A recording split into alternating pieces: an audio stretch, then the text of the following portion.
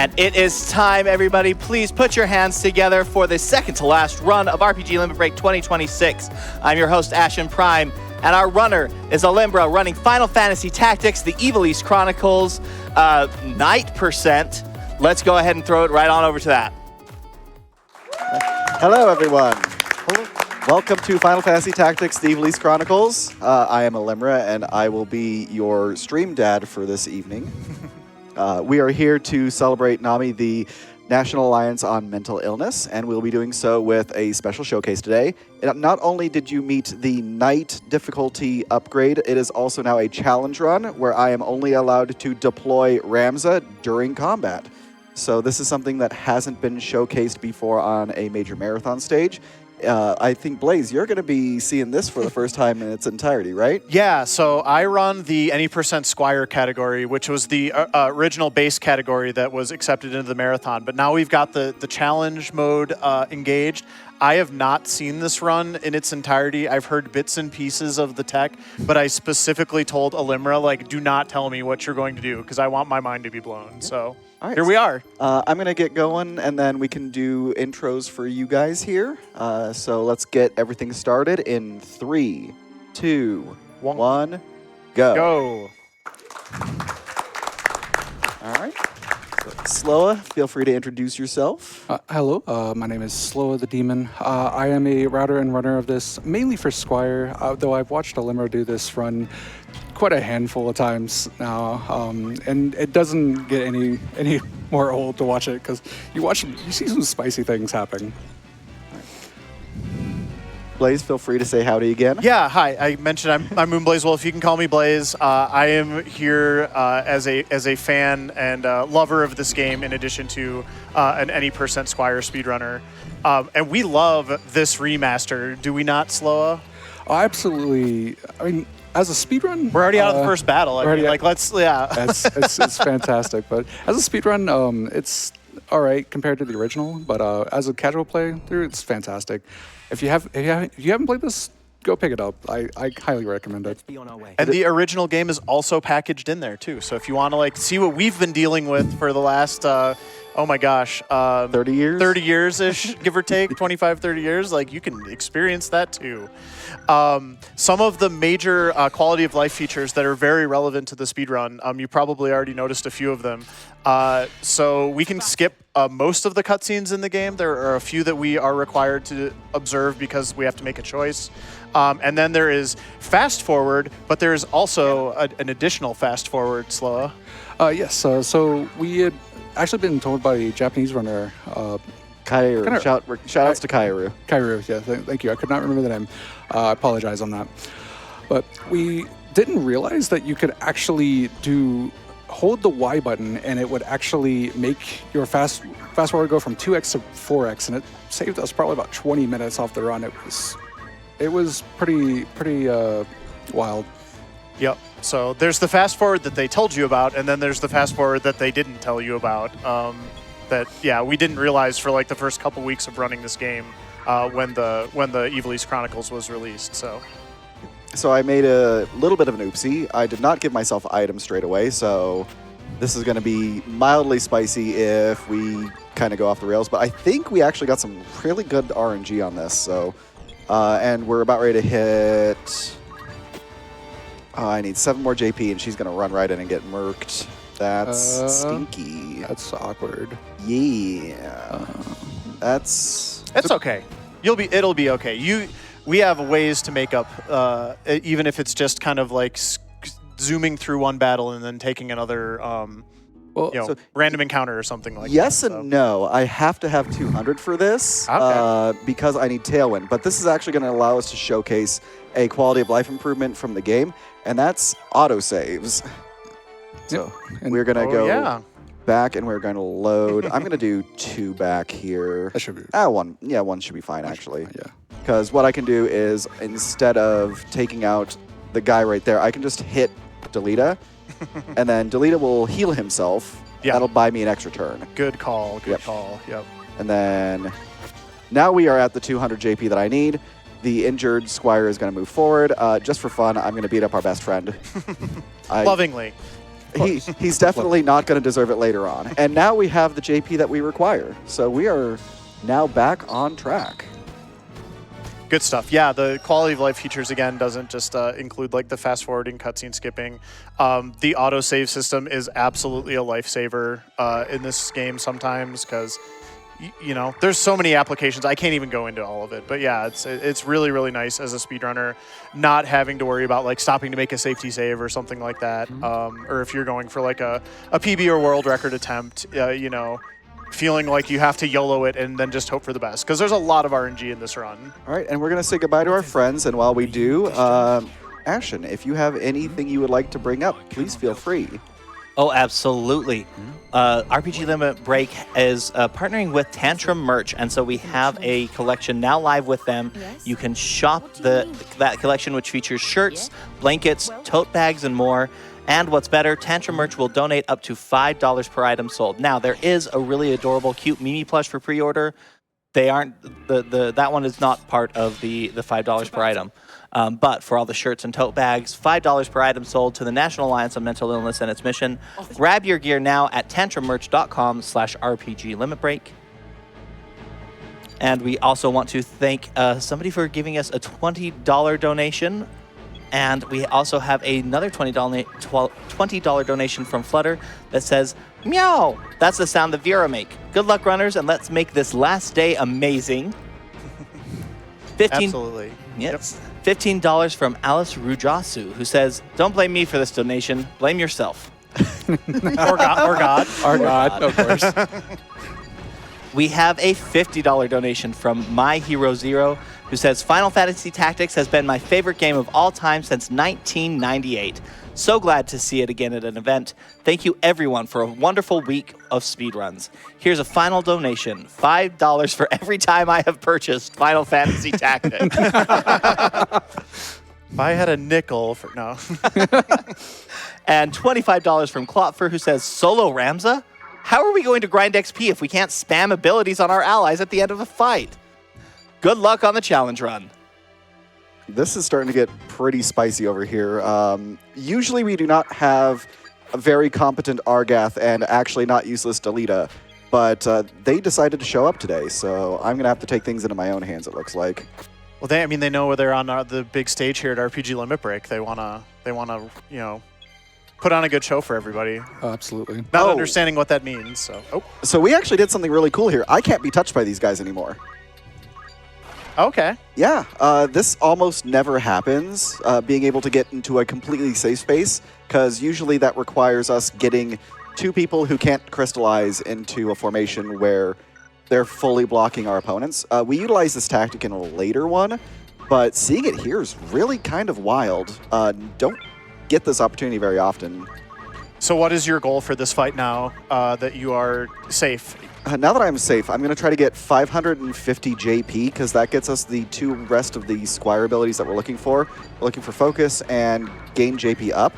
In the Squire version of this run, you would actually already have gain JP up, and you'd be grinding to 500 JP to pick up Tailwind and I almost said Accumulate. That's the OG version. But now I'm just kind of left to my own devices using Tailwind to get the zoomies, so that way I can start putting myself in a good position and getting multiple turns before my opponents do. I'm going to move here to bait them to come at me. Heal up just in case. We get the cat first and we'll take care of the Squire in a second. Cat's going to take 2 hits. Squire's very likely going to take 2 hits. Or we could just retreat for a second. This is why we put item on ourselves, and now we're good. Yeah. Yeah, that one mission might have had to down reload, but other than it's fine. As long as we don't crit, we'll get the 550, and we hit it on the exact turn we wanted it to. Nicely done. Very nicely done. All right. I would say the hard part's over, but oh boy, the hill has just started. Okay, the next thing that we're going to do is we're going to skip a couple of cutscenes here in Egress Castle. We're not going to be directly introduced to our half-brothers and our sister and Delita's sister. We're just going to act like we already know them and we don't need to be introduced to them. Then we're going to go back to the town that we started in, our very first fight, and we're going to pick up some quality of life items for Ramza. He is a little fragile right now and will need all the help he can get. Ooh. Oh, look, random encounter that we just skipped. Speaking of quality life improvements. Yes. Absolutely. Gonna become a chemist. What is it? Gonna put on metal, and then I'm going to remember to actually purchase the abilities that we need and put them on. So while you're doing this mini little shopping trip, I guess we can kind of go into a lot of the mechanics that we're going to be abusing a lot through this run. Blaze, would you like to start out with that? Oh gosh. I mean, there's a lot of mechanics. I think the main thing that we can maybe talk about first, there's going to be a sequence of grind fights happening here, or actually, Alymra does a really good job of utilizing the story battles for a lot of these fights, but we are grinding specific jobs as part of these fights as well. So we're on Chemist now. There's going to be a few other jobs we need to ultimately unlock the Arithmetician, aka the Calculator, and those are going to be Black Mage, White Mage, Time Mage, and Mystic. So we're going to be doing a series of fights that will double as grind fights so that we can get those jobs unlocked, and then we also will need to do a grind on the Arithmetician job to get the JP and the XP normal levels that we need to kind of survive the rest of the run or get us on pace for the rest of the run. I cannot wait until Blaze sees the 2 spiciest fights that we have to grind on. It is a nightmare. They're very spicy, I can confirm. Well, I know you're going to be using a lot of these Squire abilities, right? So Tailwind to give you extra turns. I assume that also is going to give you some survivability. Thankfully, you got these 2 helpful individuals, one of whom is kind of a jerk, poo-poo head, but the other is your best friend, of course, so they'll help. But yeah, Slow, what do you want to mention here? So you might notice we have a different weird Brave and Faith. Some of you might know what this means, but if you're unfamiliar with the game, you might... the Brave is pretty much a thing that affects status effects, reaction effects, such as Auto Potion, Mana Shields. Auto Potion mentioned. I wonder why. Right? But other than that, we have Faith, which Faith pretty much affects how our spells will work. But that won't be the only thing that will affect damage. We will also be using the Zodiac systems, which, if you're familiar with the old system, there used to be 2 good, 2 bad, and a best/worse. Now, when it comes to human units, there's only 2 good, 2 bad, and a best comp, which we will be abusing this a little bit through the run. But for the most part, it's still mostly the same. Yeah, and I was talking about a lot of jobs. We would love to hear about your favorite Final Fantasy jobs in donation comments and things like that, as well as any specific good or bad memories of this game originally. Because all of us who played this game casually growing up probably have a horror story or 2 to share. We would love to hear from those in your donation comments as well. So, Horror story of the day. Argath uses throw stone and does not use sword. And remember, as you're getting those donations in, to scroll down and make sure you're putting them towards an incentive. The only currently open one is the Gestural Beach 1 parkour for Claire Obscure. But once we get that meat, who knows what's hiding behind it? Okay, get on Auto Potion, and we have a spicy grind going on. We love you, Auto Potion. Yes, we do. I can already guess where this is going. I'm here for it.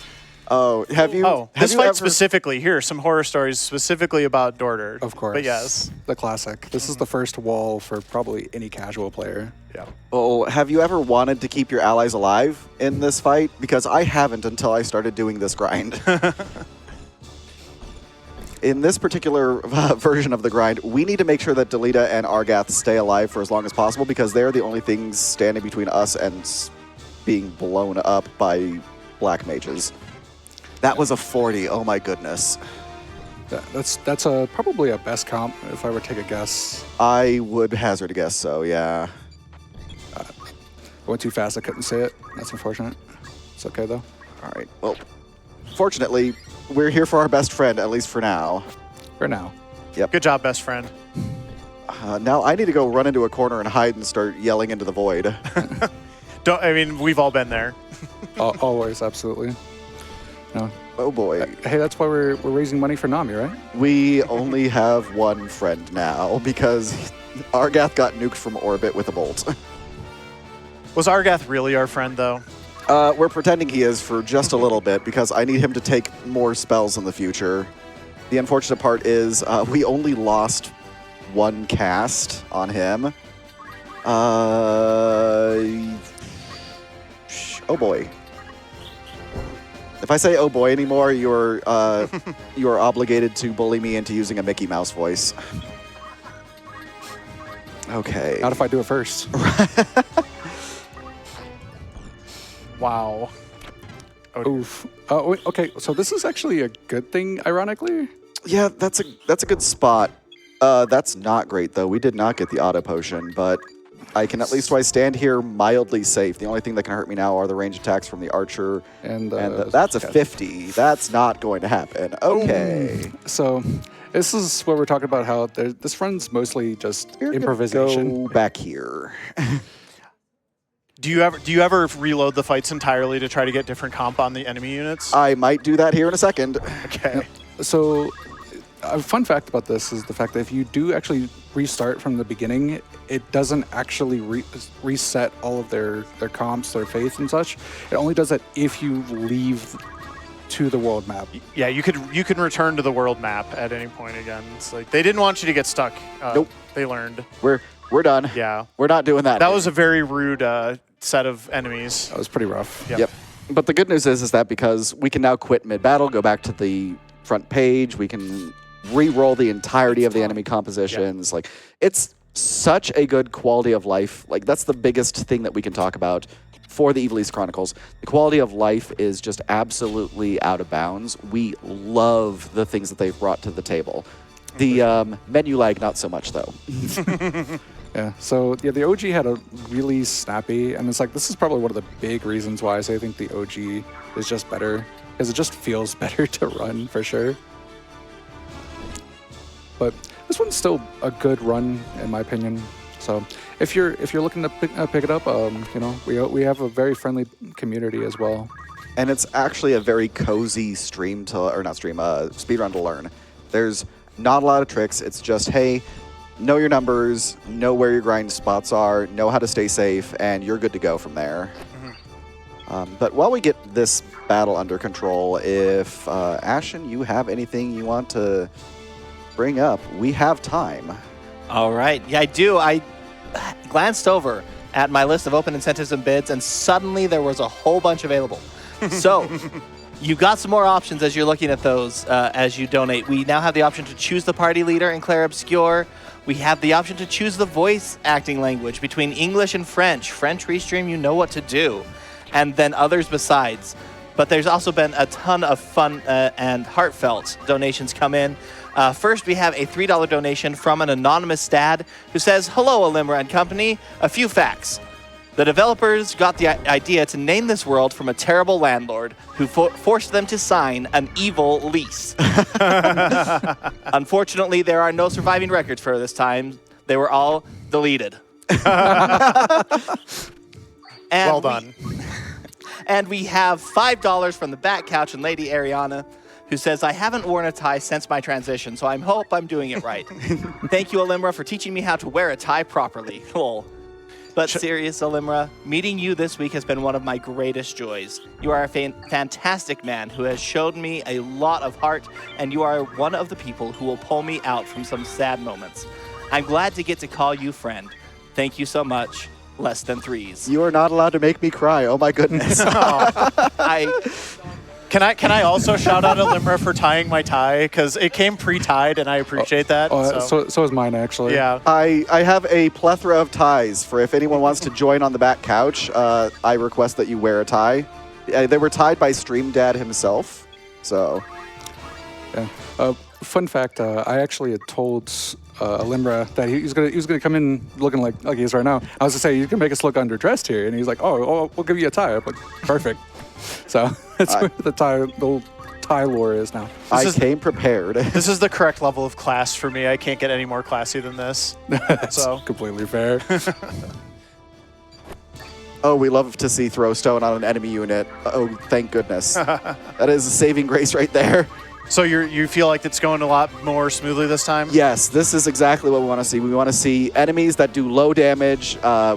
We have enemies that are slightly scared of us because they have low HP ranges. We have our friends laying on the ground pretending to be asleep. That is not the appropriate amount of... yeah, we're just going to do that now.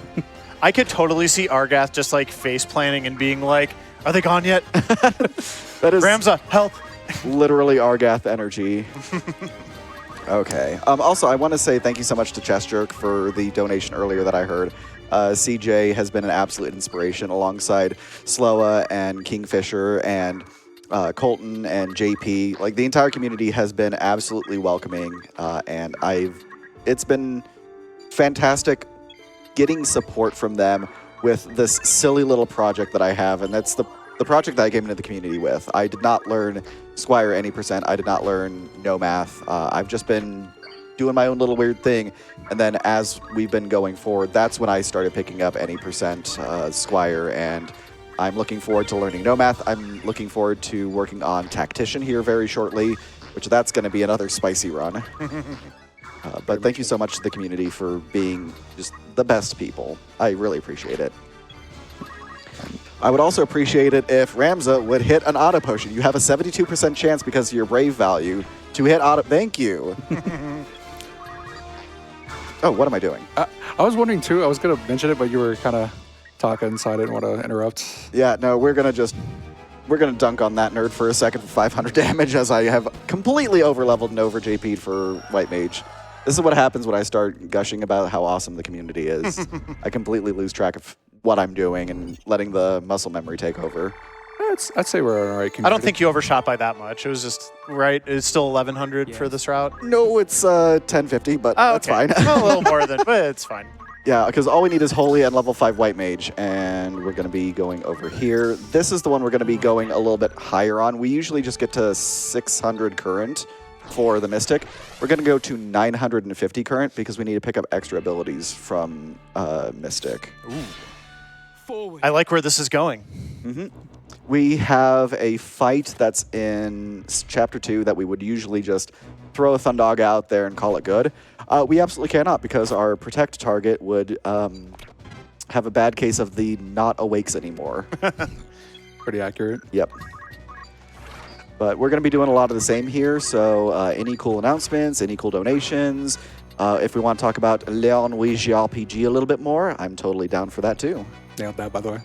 Oh, I'm absolutely certain we will, but first I do have a couple of more donations to get through. First is a $10 donation from Mama Dragon and Snowcat. Yay! Who says, Alymra, you are the GOAT. We love you and are so proud of you. Snowcat says, good luck and look forward to the biggest hugs when you get home. Thank you so much, Mama Dragon and Snowcat. Just fair warning, though, there's going to be a goat later on that we don't like, so. Shoutouts to the Space Goat. And we do have $50 from Shy Guy Vi, who says, husband of Alymra here. Want to say how incredibly proud I am of Alymra and the work he's put into the game to get here. I've always loved FFT, and seeing him being able to run it not only fast, but as Ramza only, is such a treat. We, your entire community, friends and family, are all here cheering you on and supporting you. I love you, and good luck on your run. Love you too, Vi. Thank you for the kind words. And we have $20 from Lord Bob Bree, who answers the question earlier, the favorite job, Lancer. What's more fun than dropping on enemies from halfway across the field? We have our orbital dragoons coming in for a remote strike. Yes. That's actually one of the things that I kind of miss. I miss calling them Lancers and not dragoons. I do want to put in a quick plug for that Claire Obscure voice language bid war. Shoutouts to Mr. Final Fantasy Ben Starr, who is actually in this game as well as Claire Obscure Expedition 33, voicing Dysadark, who we will not hear from, but if you play the game casually, is just a... I mean, it's Ben Starr. What else can you say? Wait a second. Are we in an unofficial Ben Starr block right now? Absolutely. I think we are, yeah. We're only missing 16 at this point. I mean, yeah.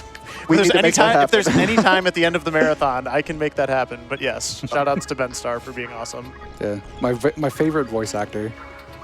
Like, and if you talk to any of my friends, you'll absolutely hear me gush about Ben Starr. He is also such a wholesome person too. He is. And I will say right now, the voice acting language for Claire Obscure is wide open. There have been no bids on it yet. So go ahead and get in on that if you are very particular about which language you want to hear? Or the voice actors that you want to hear at the very least? All right. Let's... It would seem a little weird to not have the French for Clair Obscur, but I think we can get there. Ben Star enjoyers in the chat, so I'll stop gushing about Ben Star now. Do not stop gushing about Ben Star. I'm about to say that's Okay. completely valid. Unofficial challenge, get Ben Star. Oh my goodness. The other incentives that are available, as I mentioned, the Gestural Beach Parkour is currently sitting at $140 out of the 1,000 needed to reach that. Choose the party leader. This one's a bid war. Currently in the lead with $20 to CL, but $20 is not a lot. So you have the opportunity to get in and snipe that if you want. And then a couple of other fun incentives. We have the Wee Woo Esqueen cutscene. That does require $1,000 to unlock that. Currently no bids towards that. So you have your options there. And Simon the Divergent Star Blindfolded. Oh my goodness. That's going to be an absolutely incredible thing to see. That needs a $3,000 hit in order to be unlocked. We're currently sitting at $25 for that, because it just opened. That's Okay, that cracked me up at the end of the fight where you walked up to that monk, missed him, and then you just got another turn, so you walked around behind him and punched him in the back.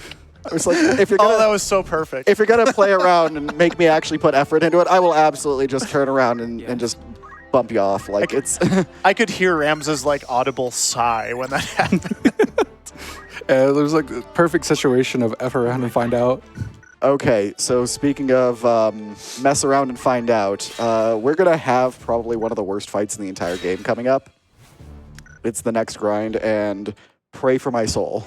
As soon as you see what I'm doing, you'll just be like, oh, you do this. Because we need 1,400 JP for Black Mage, and... Are we going to be kiting Maluda for a while?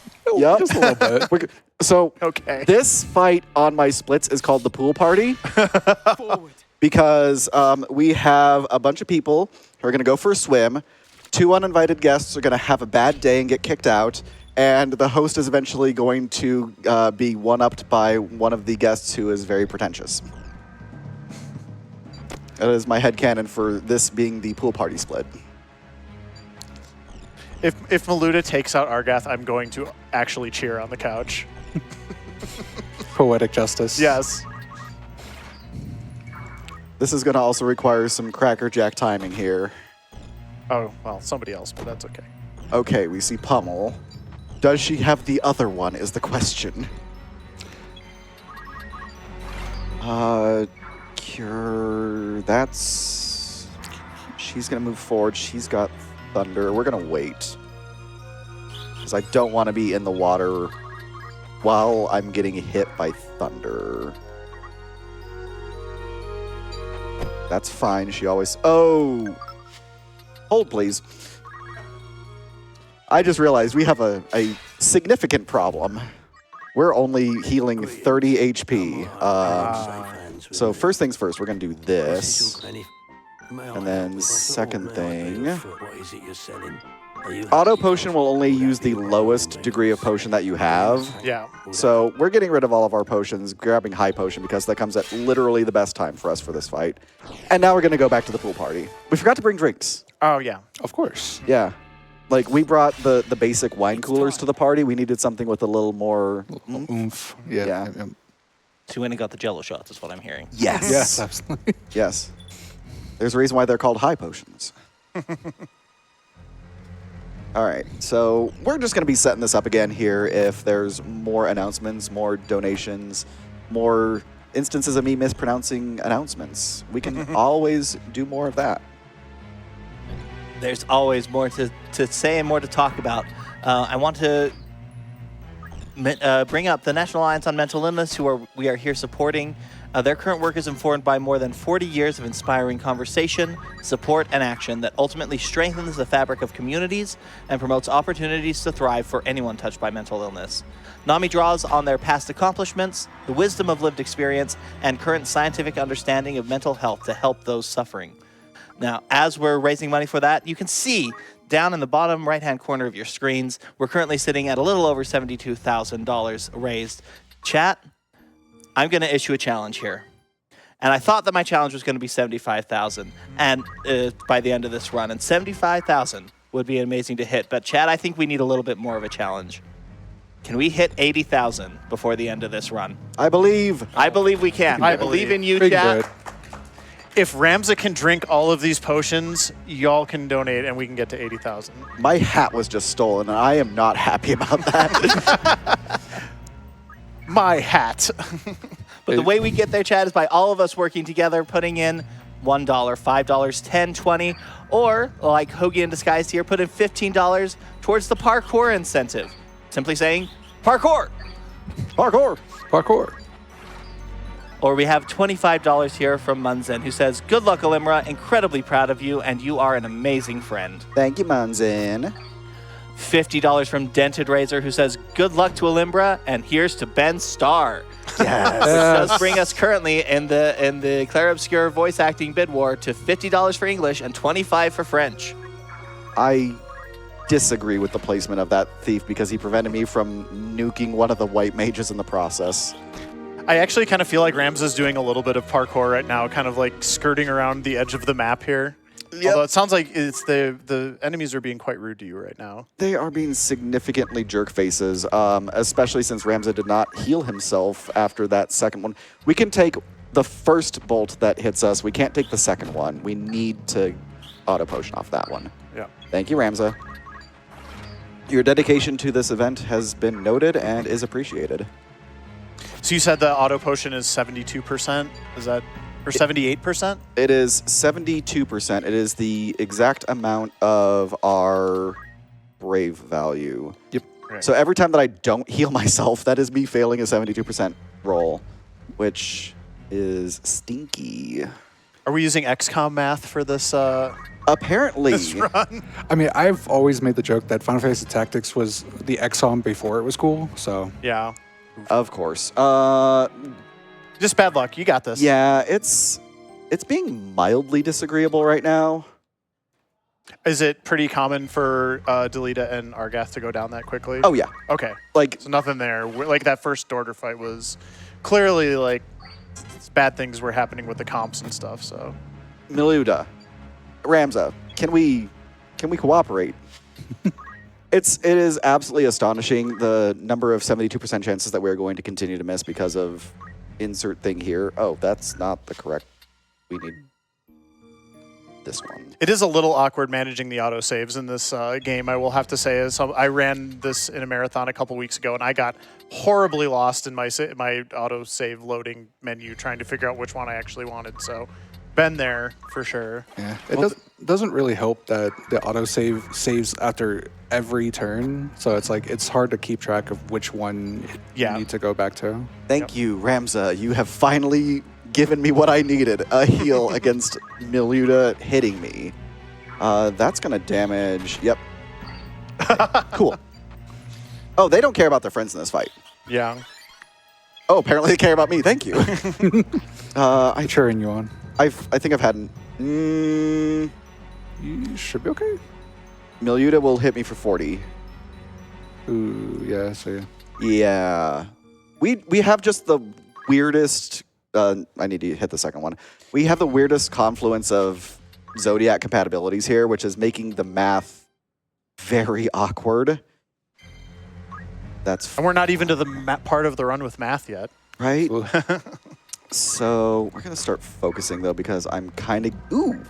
Piece of candy. There we go. We are not submerged 2 in this position. We are submerged 1 in this position. That significantly helps me. What are your MP values? 21 and 18? We have seen so many spells. I have lost track of how much MP those two have used. Right. Come on! Yep, that was expected. But I know this seems a lot of there's a lot of volatility here, but the reality is the fact that this is probably just the most volatile part of it. It really is. Like, there's this one, and then there's the one that we do for specifically calculator that is also disagreeable. 10! Yes! Okay, we won the lottery. No notes. We're good. Perfect. You did say this was going to be a pretty spicy one, and it is living up to the reputation that you Okay, I can provided. finally get to the safe spot. We're now safe. So Huzzah. the reason why this is safe is because Miluta can use Aura Blast from that position. The mages can shoot us with magic, but the only other time that we can take damage is from the space that's directly in front of where Ramza is facing. So as long as we hit our auto potions from the white mages, we are significantly safer because everything else, they're taking a swim.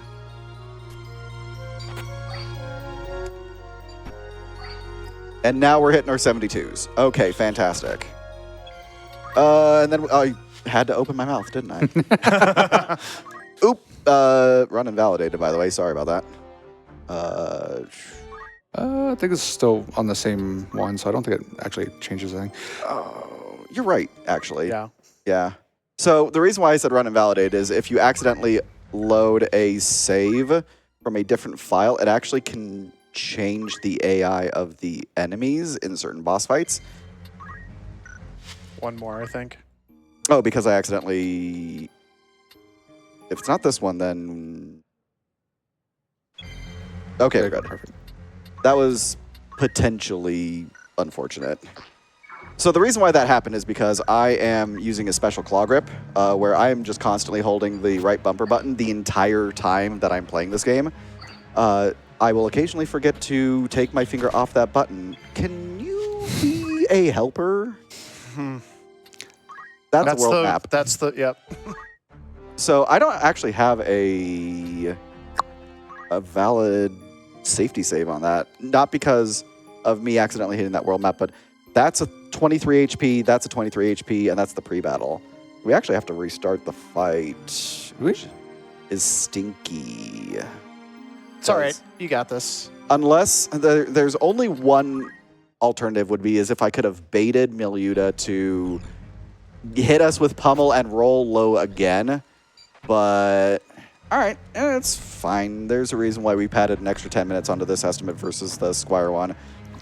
If you have more announcements, if you have more jokes, I love dad jokes, by the way. Yes, get us all the dad jokes and bad puns. Yes, dad jokes are how eyes roll. We do have $25 from Valindra, who says, Alymra, it's me again, one of your favorite brats. Yee. Thank you so much for an amazing week. You're an amazing teacher and friend. I hope you know how amazing you are as a person. Let's go! Let's go! Let's go. I swear, everything good. You know what we're gonna do? We're gonna try to re-roll comps. That might help, yeah. Sounds good. Yeah, because like the comps are just, if I can get to the safe spot, we're fine. But the problem is that the comps that we're seeing, you know what we're gonna do? We're just gonna try to force the issue. It's time. It is incredibly risky because if the white mage that usually targets Argath targets us instead, then we just die. We'll be in the drink and we won't be able to use our auto potion while we're in Submerged 2. Do we need to, are we depending on Argath here? Is that what I'm hearing? That's a Cancer over there. She has best comp against us, and That's she's true. using a black mage spell. That's maybe a huge issue. Let's see what happens. We're in the safe spot, though, so as long as I hit my auto potions, I should be okay. We may just get to 13 speed, call it good, start focusing, and then start punching people. 4 more? Yeah, we can... 67? Okay. Not great, but high potions still heal us. There we go. It fit the mood. What can I say? That is true. And You know what's going to be great is when we have no problems whatsoever hitting the auto potions on the 67s, and then we just get through the rest of the fight. Miluta's going to hit us, so don't pummel high roll. Right. so Lady, can we make sure that we do not just get hit into oblivion? the big thing with Miluta as well is the fact that Miluta's considered good comp to Capricorn, so we're taking more damage. Ramza is just having a day here. And Ramza's just being uncooperative. A little bit, yeah. Val, would you say Ramza's being a brat? Okay. I'm all about audience participation, by the way. If you're on my back couch, I will throw questions your way. Oh, thank goodness you pummeled. Okay, cool. Pummel is good. We like seeing pummel because pummel is an ability that has the opportunity to roll more damage, which is not good, and less damage, which is very good. There's not very many abilities that do that. I think that, throw stone, and dash. Yeah, and then axes and handbags. That is correct. So we have a really good setup here because we now see that this white mage that's going to be charging up a spell against us is going to hit her thief friend, which is going to knock him out. If we get our heal from the auto potion, we're down an enemy. Every 72%. I'm actively playing XCOM now. This is... We are playing XCOM. Look, 72% of the time it works every time. Yes. I kept making the joke, this is why we can't have nice things during the previous practices that I was going through. The luck was not this bad. I'd love to know the probability of this, of missing this many 72s in a row. Quick, someone call ADEF. You just watch it back, like calculating all of it out. You're like, this is ridiculous. Okay, we're on track now. Miluda is currently going for a swim. She will be getting a turn here short. I could do something cute here in a second, actually.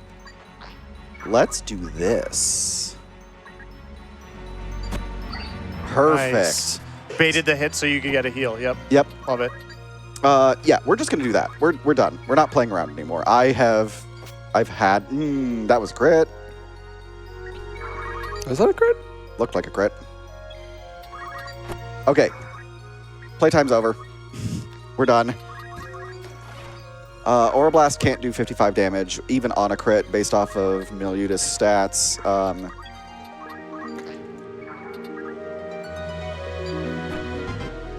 Still no. My person in... Oh. Okay.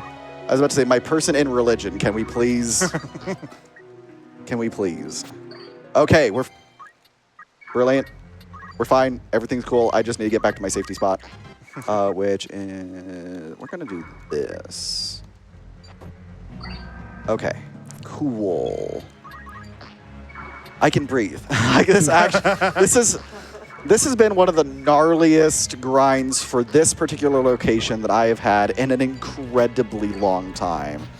Remember how I said she couldn't do 55 damage on a crit with Aura Blast? Well, she said, hold my high potion. I'm going to go here because I get another turn before she can go. Then I'm going to grab this, and we're going to do this. So this is also another scenario where we're going to need to get a little bit more over what the job level requirement is, because we're going to need to pick up a few spells from Black Mage. So we should be picking up, I believe, Flare? Yeah, we're getting Flare here, and that's going to be our only Black Mage ability that we're getting. We're getting a passive from them. Oh! Wow. That was terrifying. That was terrifying. None of that. That's not what we're doing. We're doing this. On a scale of 1 to everything, I did not like that. Okay, I think I'm going to do one more for safety, and then we're going to... Yeah, you know what? We're just going to do this. We're going to do this. Okay, and one punch. All right, Saitama action over. Holy buckets. Good perseverance through all of that, whatever that was. I would say hell, but I think that we might still be in for a ride there in a moment. So if you liked Miluda, she's definitely not gone. Got one more fight with her. And boy howdy, is the next one even worse than the one we just went through because of the class that we're going to have to be. Wow. Yep.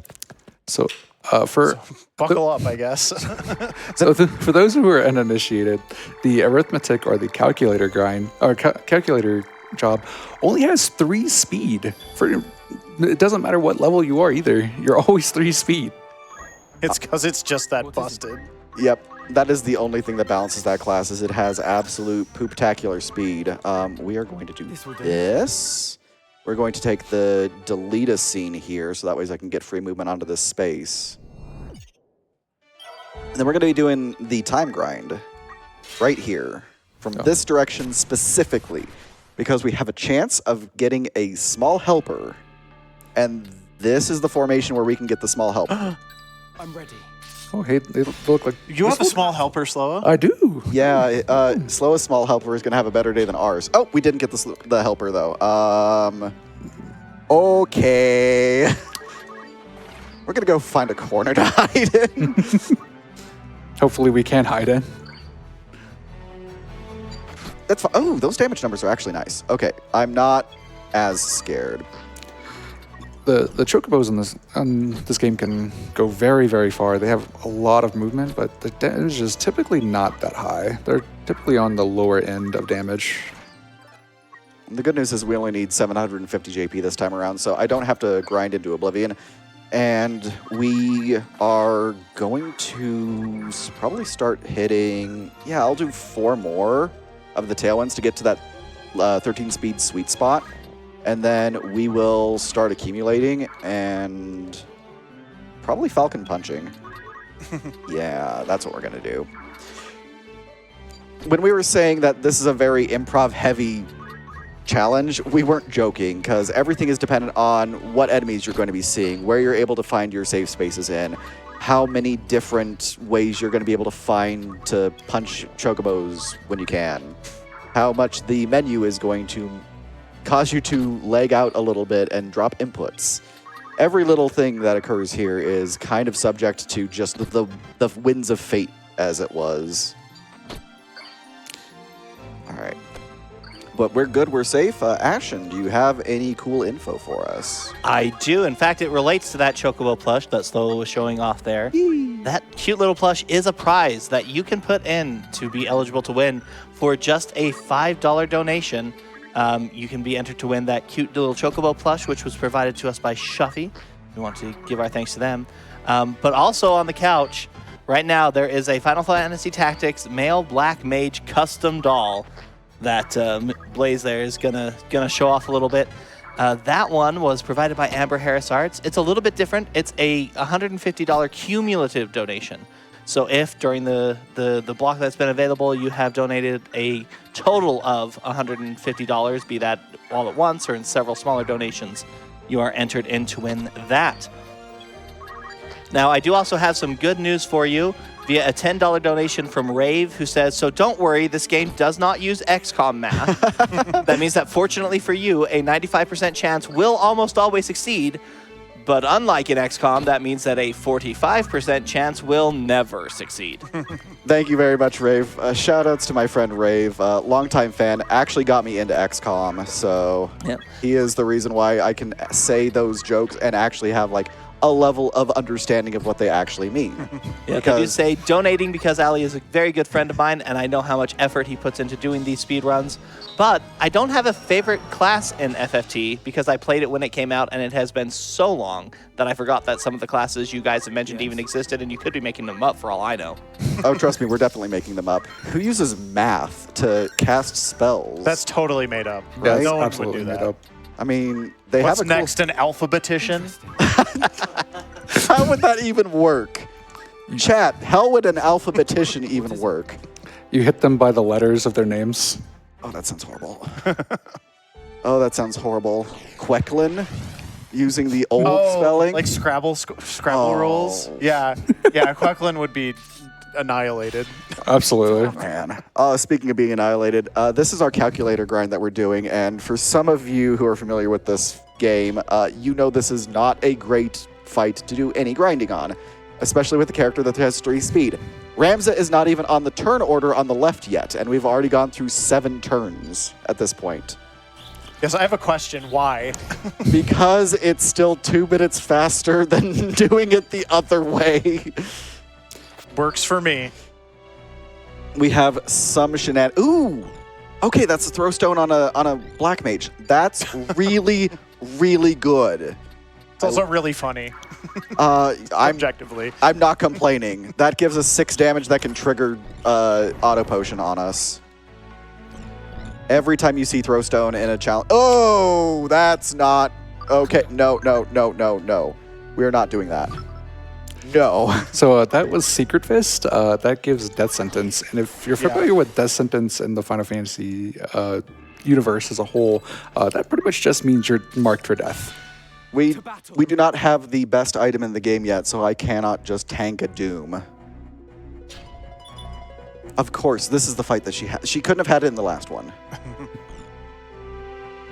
Well, she has a higher chance to have it in this one, right? Because she'd had more JP. I don't think it matters. I think it's the same. I would have to ask someone who is a better tactics professor than me. Probably a question to ask Belted. Shoutouts to Belted, by the way. Shout out to Belted. Every time we have a weird question, Belted has the answer. And He really does. we're going to hide there. This is going to be our safe space. I'm holding on to this black mage for dear life during this fight. Yep. The fun fact of the matter is that because we're doing Ramza only on this, we don't actually get to have a bad time with any of our black mages that would normally be in our party because they got dismissed.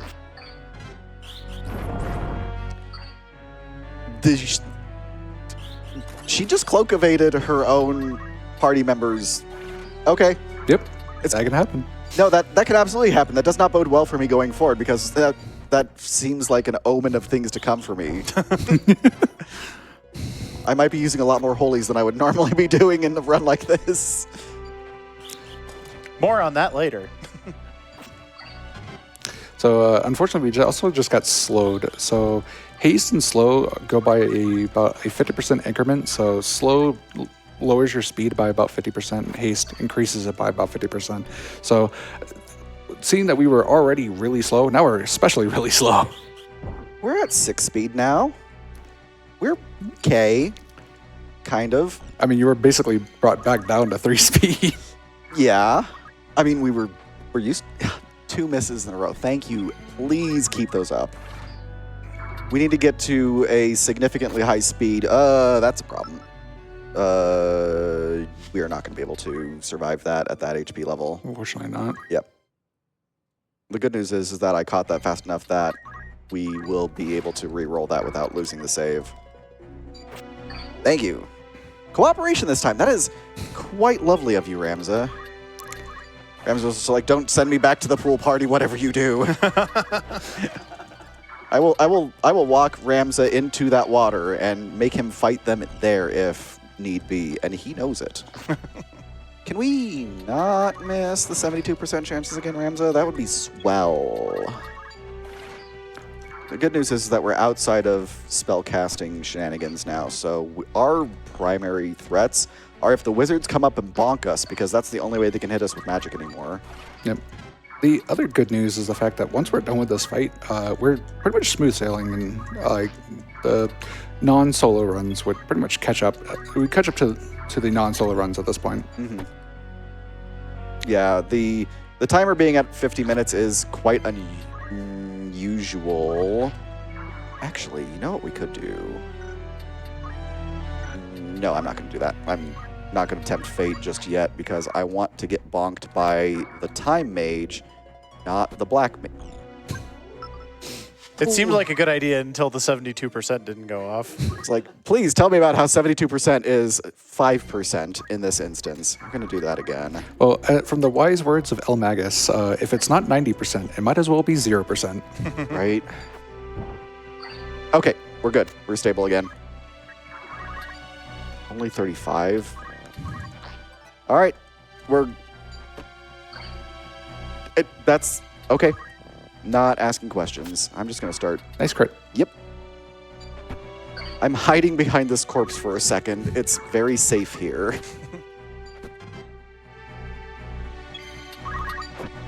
Okay, he's gonna walk away if I don't zero him out. There we go. That's fine. We can take 18 damage, a little more, and then we'll be able to start running away more significantly. Please, thank you. There Okay.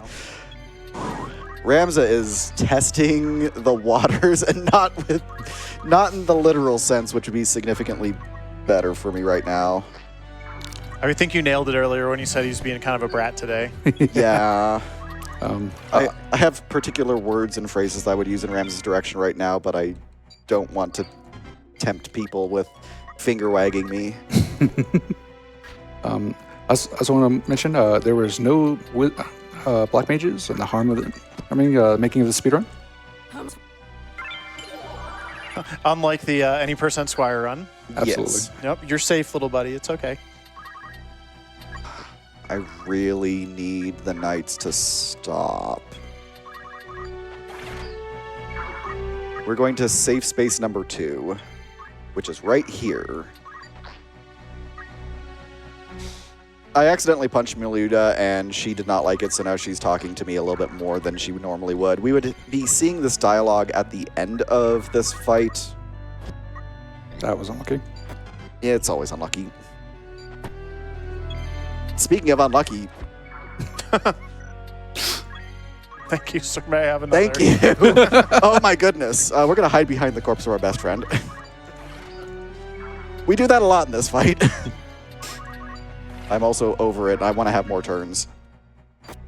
Ooh, oh my goodness. This is a little ridiculous at this point. Yep. We are playing a fun game of how much can Final Fantasy Tactics troll the person holding the controller. Absolutely.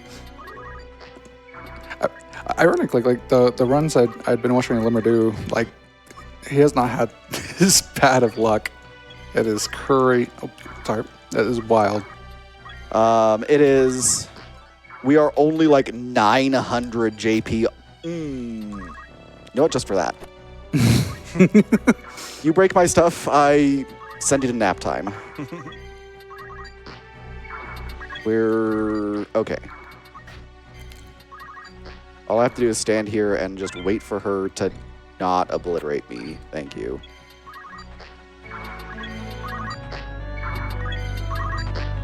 Now I can actually show off my muscle memory and how fast I can do the menuing if the game allows me to. So here we do need a specific number of calculator JP to pretty much get all the abilities that we need from the arithmetic. So I want to say we have a moment for a couple donations. Oh, yeah. Would you say? Absolutely. We've got several people who have come in with their favorite Final Fantasy class, including from the back couch, $25 from Prof Ness, who says, Tactics did my goat Red Mage dirty for years. So barring that, Bare Fist White Mage? Or Dragoon with a crossbow because you could grind jobs long before gear was available. $15 from Z, who says, when it comes to the best Final Fantasy jobs, can you help convince my free company leader that ninjas are just cooler than thieves? I've tried to jokingly convince her, but she still won't believe me. Much love to her. Okay, we are now safe. I say with mild hesitation. Okay. Yes. All right, time to do math. We get to actually do math in this math run an hour in because our pool party was a bust and the cops were called. It's time. So the way the math skill works, for those who have not seen this in action before, it's going to get a little bit ridiculous. Basically, the calculation is a combination of the spell you want to cast, the attribute that the any unit on the battlefield may or may not have, and then the multiplier. So in this case, Alymra did elevation 5, because Weegraph has a thing for standing on elevation 5, and then the Holy Spell. And it casts Holy on every unit on the battlefield that is standing on elevation 5 or multiples of 5. And then there you go. We're on to the next fight. Yeah. I'm sure he'll learn a lesson next time we fight him, right? Probably, yeah. All right, so after this one, we actually get into a fun little challenge that I've made for myself. It's called Will I Bowl a Strike? So starting in the next fight, there are certain fights where you can wipe out the entire enemy field in a single spell. If we do, we call that a strike.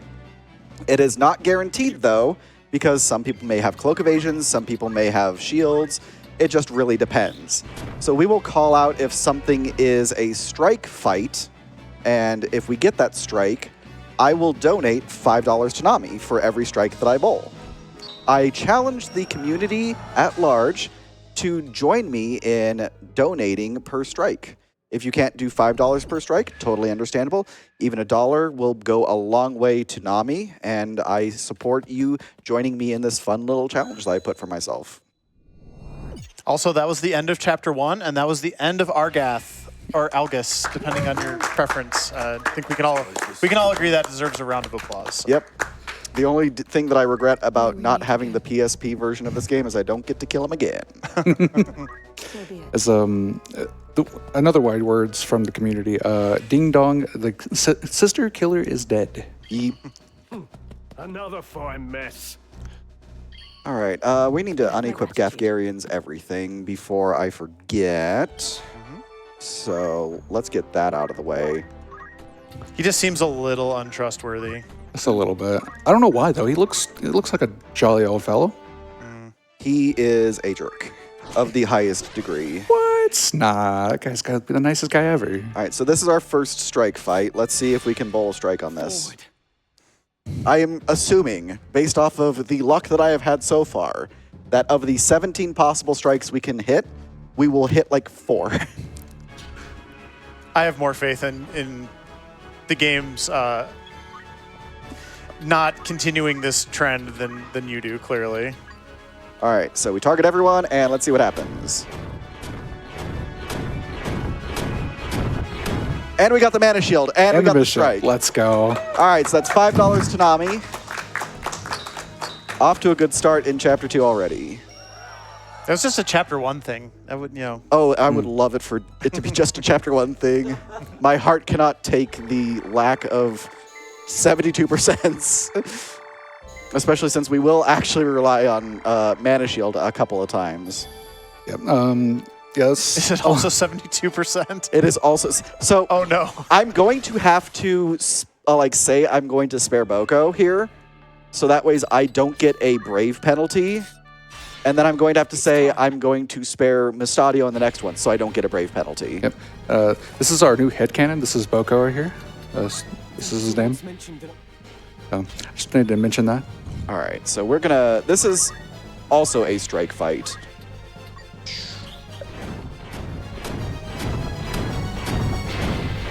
There we go, now the strike. Let's go. If we got worst comp on any of those goblins, they would survive. 2 for 2. 2 for 2. I will definitely want someone to be keeping track of my strikes for me, by the way. We got you. I appreciate it. All right, say goodbye to Boko. We are setting him free to save him from the horrors of war. Sad kazoo noises. And that is how this Chocobo right here, was able to get the White Mage class. So first major deviation between the Knight, we're not even talking the solo Ramza stuff here. We're talking specifically Knight. In Squire, there is a damage reduction on all allies, which includes guests. We cannot rely on the damage reduction here that we would normally use to Thundaga Ovelia and just keep going along our merry way. So we had to get creative on how we're going to get past this particular fight. We're going to be doing our CT3 spell to target all of the... Ooh, that's really good. Nice. We're going to be using CT3 and using Petrify on everyone, using Induration. So Ovelia has a flag called Immortal. She is immune to anything that could insta-kill her, which includes Petrification and the Death Spell. Agrius and Gafgarian also have that. We have hit 3 of the Knights, and we are done with dealing with them. Hopefully, Delita continues to not be useless and takes out the other one for us, while we zero out Gafgarian using a CT4 here in a second. Also, if I can say, I'd like to ask, put in some when you're putting donations, not only just for your favorite class, but I'd love to know what's your guys' favorite characters from Final Fantasy Tactics. We are having some interesting... Gaff is not getting targeted at 4. Why is he at 2? Height 5. High 5 would work. Yeah, we got high 5. He went to the WeGraph school of standing in Final Fantasy Tactics fights. True. I should have seen that. It's like the Prometheus school of running away from things. Delita. All right, that's fine. Level Prime. We're calling it. Yep. Or that. Oh, no. She was also still level 5. That was unfortunate. No! Well, we won't make that mistake No, again. we definitely will not make this. I am convinced that every tiny little mistake that I could potentially make at this point in time, I will absolutely do it.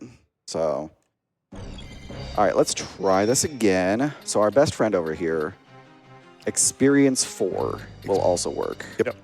Hopefully Are she's you experienced? You are also Experience 4. Can you also just wait a turn and let Delita take care of him? Yep, you know what? That's going to be... Might be what you have to do, yeah. Or two. Can you seriously, Delita?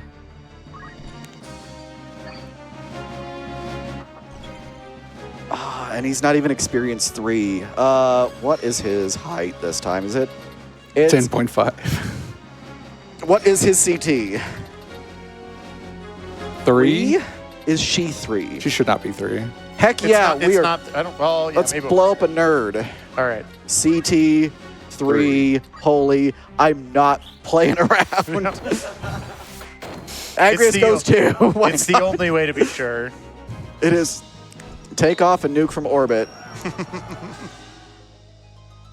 The funny thing was, is like, we usually get such a good roll on being able to do like CT4 or CT5, completely miss Ovili, hit Gafgarian, hit any remaining knights, and the game was just like, you know what? How about we just not do any of that? Pretty much. So here we have just a couple of strike fights where we're just going to be doing clock tick 3. So would you want to try again do some Or do donations? you want to explain why CT3 is so powerful? Because that's probably a pretty important concept Actually- to explain to everybody. Actually, that is also probably a good thing. So clock ticks pretty much work based off of your speed. So because of that, we are going to be manipulating our speed to be roughly around 7, sometimes 8, or even higher. And pretty much this manipulates it to pretty much everyone's clock tick speed to be a multiple of 3 of some kind. So because of that, it pretty much ends up making it where we could just one-shot the entire place like this. Shield parry. That's unlucky. Yeah, it's fine. You know, in this instance, I don't trust this fight, so we're just going to reload that and go to Holy and move on. The important thing there about Holy is Holy cannot be evaded. Everything, including Flare, Thundaga, other spells that we would use, there is a chance that the enemies can evade if they have a cloak or shield or something like that. But not Holy. You are not getting away from Holy. You are getting smited. That's why we're calling them strike fights, is if they have the chance to be hit by, you know, we have to use Holy in order to get through it without fail. That's what makes it a strike fight.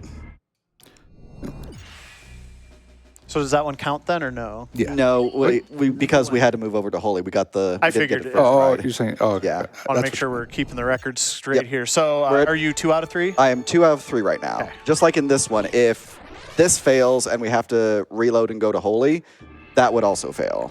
So Well, you know what they say, 2 out of 3 ain't bad. So rest in peace, Meatloaf.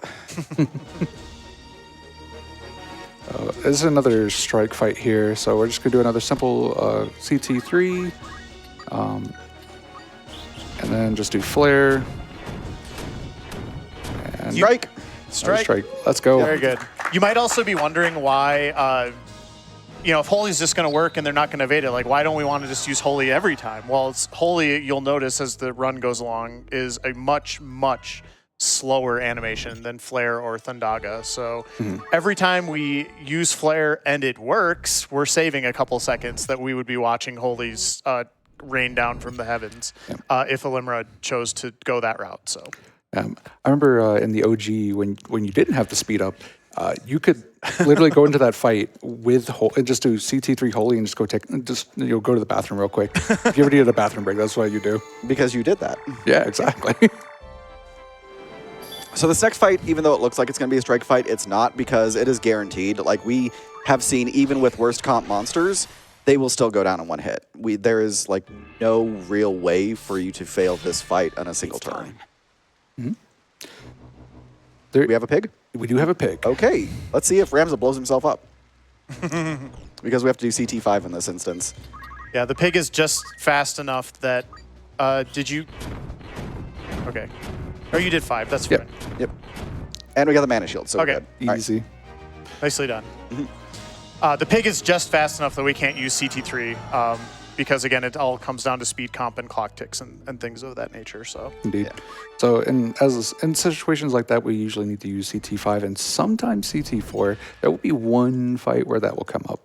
Now, did that last one count as a strike?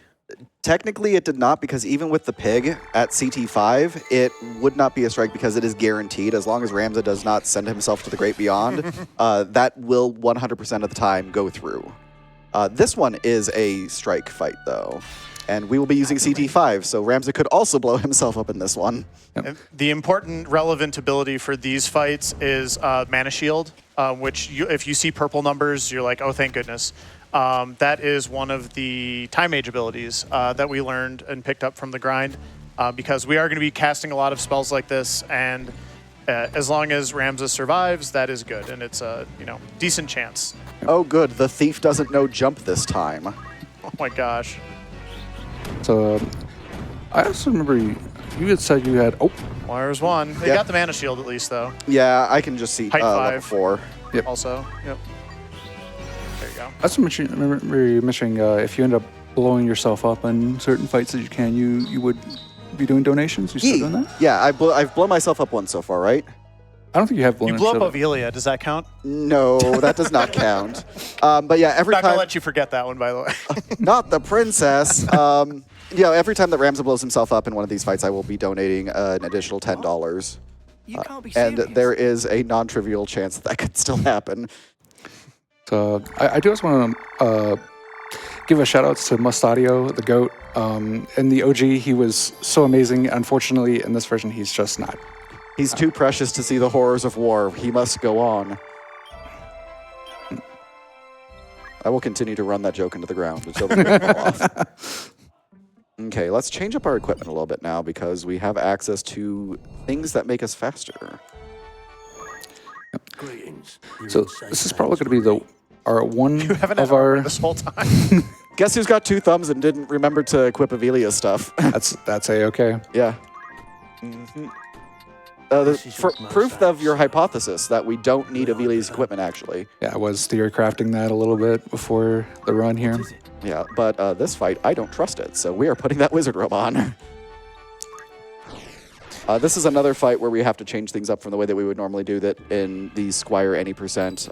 We cannot nuke Agrius. She will die. So we have to go height 3 into level 5 and hope that the opponents don't take her out before we can save her. Yep. So we can do height 3 into level 5 here and should mostly deal with them. It also lets us get a little extra actions here if we needed more experience or more JP for something. Which we shouldn't really anymore because that's all been kind of routed out at this point in time. For the most part. Nice level 5. Yeah, I'm going to level 5 this, and then I'm going to holy it because I don't want a potential oopsie. Oh, look! Hey. $10! All right, so that's $10 more to NAMI on top of the strikes because Ramza did not proc his mana shield. That would have kept him alive. We still won, though, because Agrius was protected. We saved her. Yep. We didn't save ourselves in the process, but she will go on. Fight together. 07s for Agrius. 07s. Another goat. Yeep. And now we're going to be changing our class because we need to be at a specific speed value in order to not have terrible, terrible things happen to us here. Indeed. So this is going to be one of the 2 job changes that we're going to be from Black Mage. I will not spoil the other one because I think it's... But I would love to see or hear people's guesses of what might be. Hey, Blaze. Yeah. You like uppies, right? I do. Yep, Ramza uppies. Hey. Ramza needs to be on this spot in order to not get night sorted by Gafgarian here. Or, I'm sorry, mysterious cloaked figure who is an execute. Oh, it's Gaff. I'm so shocked. I didn't expect it. He's a master of disguise. All right. So we're going to be doing a couple of CT3 holies here. Feel free, Ashen, to take it away. Absolutely. We've got $5 from Prof Ness, who comes in again saying math trivia. 72% will fail 3 times in a row, over 2% of the time. And we've got $6 from Tempest Mask 1000, who says, "Hey Alymra, super glad to watch you take the RPG Limit Break stage after having the pleasure of meeting you during the Evil Zone tournament back in SGDQ 2024. Super pleased that we met the Knight Ramza only incentive too. I know you got this, and let's liberate Ivalice." And a quick hello to moonblazewolf and sloathedemon as well. Sincerely, Tempest Monk. P.S. Blue Mage is my Final Fantasy favorite class, without a doubt. I love Blue Magic so much. I'm It's so awesome. sad that we don't get access to it here. Yeah, shoutouts to Evil Zone. One day I will take the trophy for that.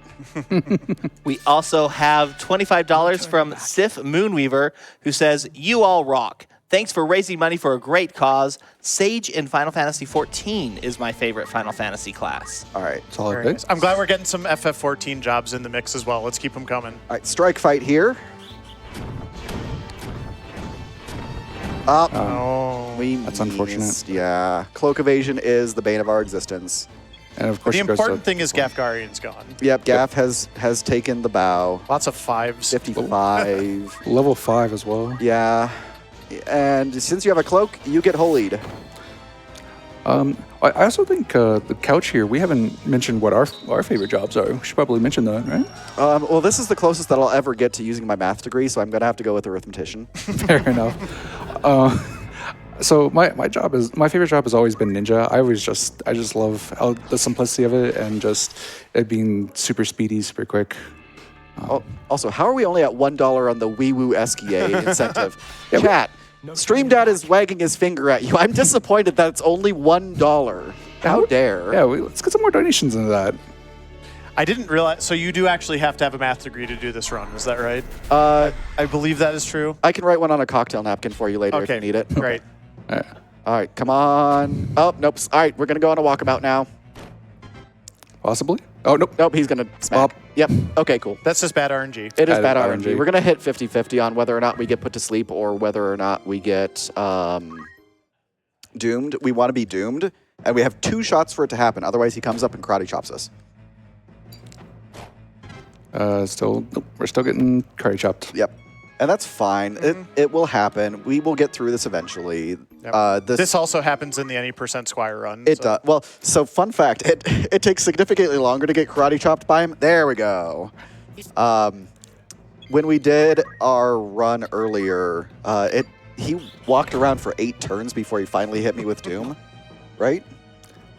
Believe so? Sounds about right. Yeah, that sounds about right. Yeah, Quakelet at one point in time walked up, thought he was going to hit us with Doom, and then walked away and didn't do anything. Yep. This game has some fun AI. Yeah. Also, shout outs to the end of Chapter 2 where we kill a cardinal. Yep. So, also some fun facts as a OG speedrunner. This used to be what I used to call the Final Fantasy Tactics regulated break, because of just how long that cutscene part just went on for. This is the handbrake because of the map drawing. All right, let's update our equipment here real quick. You're in safe hands with me. And then, This is oop, one more. There you go. There we go. This is your most. We need the best glove. Oh, absolutely. Shout outs to +2 MA. It is a little jarring if you're used to like bigger stats, bigger numbers. Like you hear like +2 magic attack. Well, that can't be that amazing. And like It's huge. the stats in this game are so like minuscule that +2 is just such a huge thing. Same Yes! with +1, honestly. Oop. I think he just got him killed too. No, he doesn't die from that height. It's just funny. Yeah, no, it's Oh. great. We got to see him do it with the book last time. Strike! That's another strike. Another Let's go. strike. That's 3, 4? 4. I have us at 4. Okay, I'm gonna let Ashen count. Yeah. Because remember, the Ziggulas Swamp one did not count because that's more or less solved.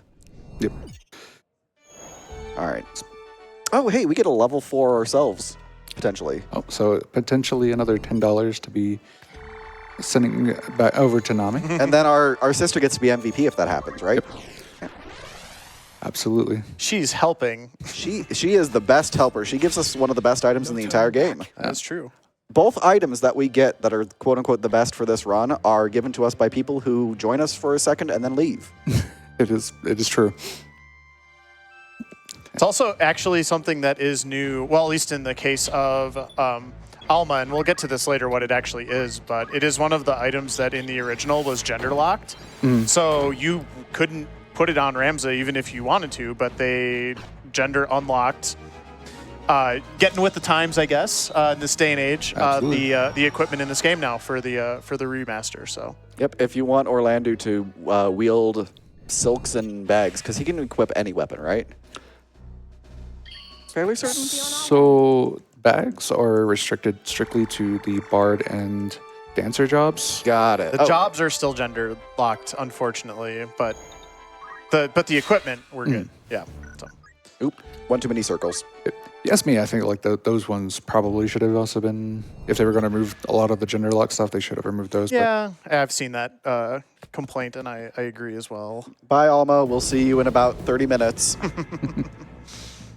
Oh, goodness. It is like 30 minutes from now, isn't it? Pretty much. Chapter 3 goes by super fast, and then we're into HP bloat chapter. We'll get to that when we get there. Yeah. At the ready. All right, so this is another strike fight, but it is kind of gross because the Lancers right there enjoy having magic evasion. CT3, flare, go.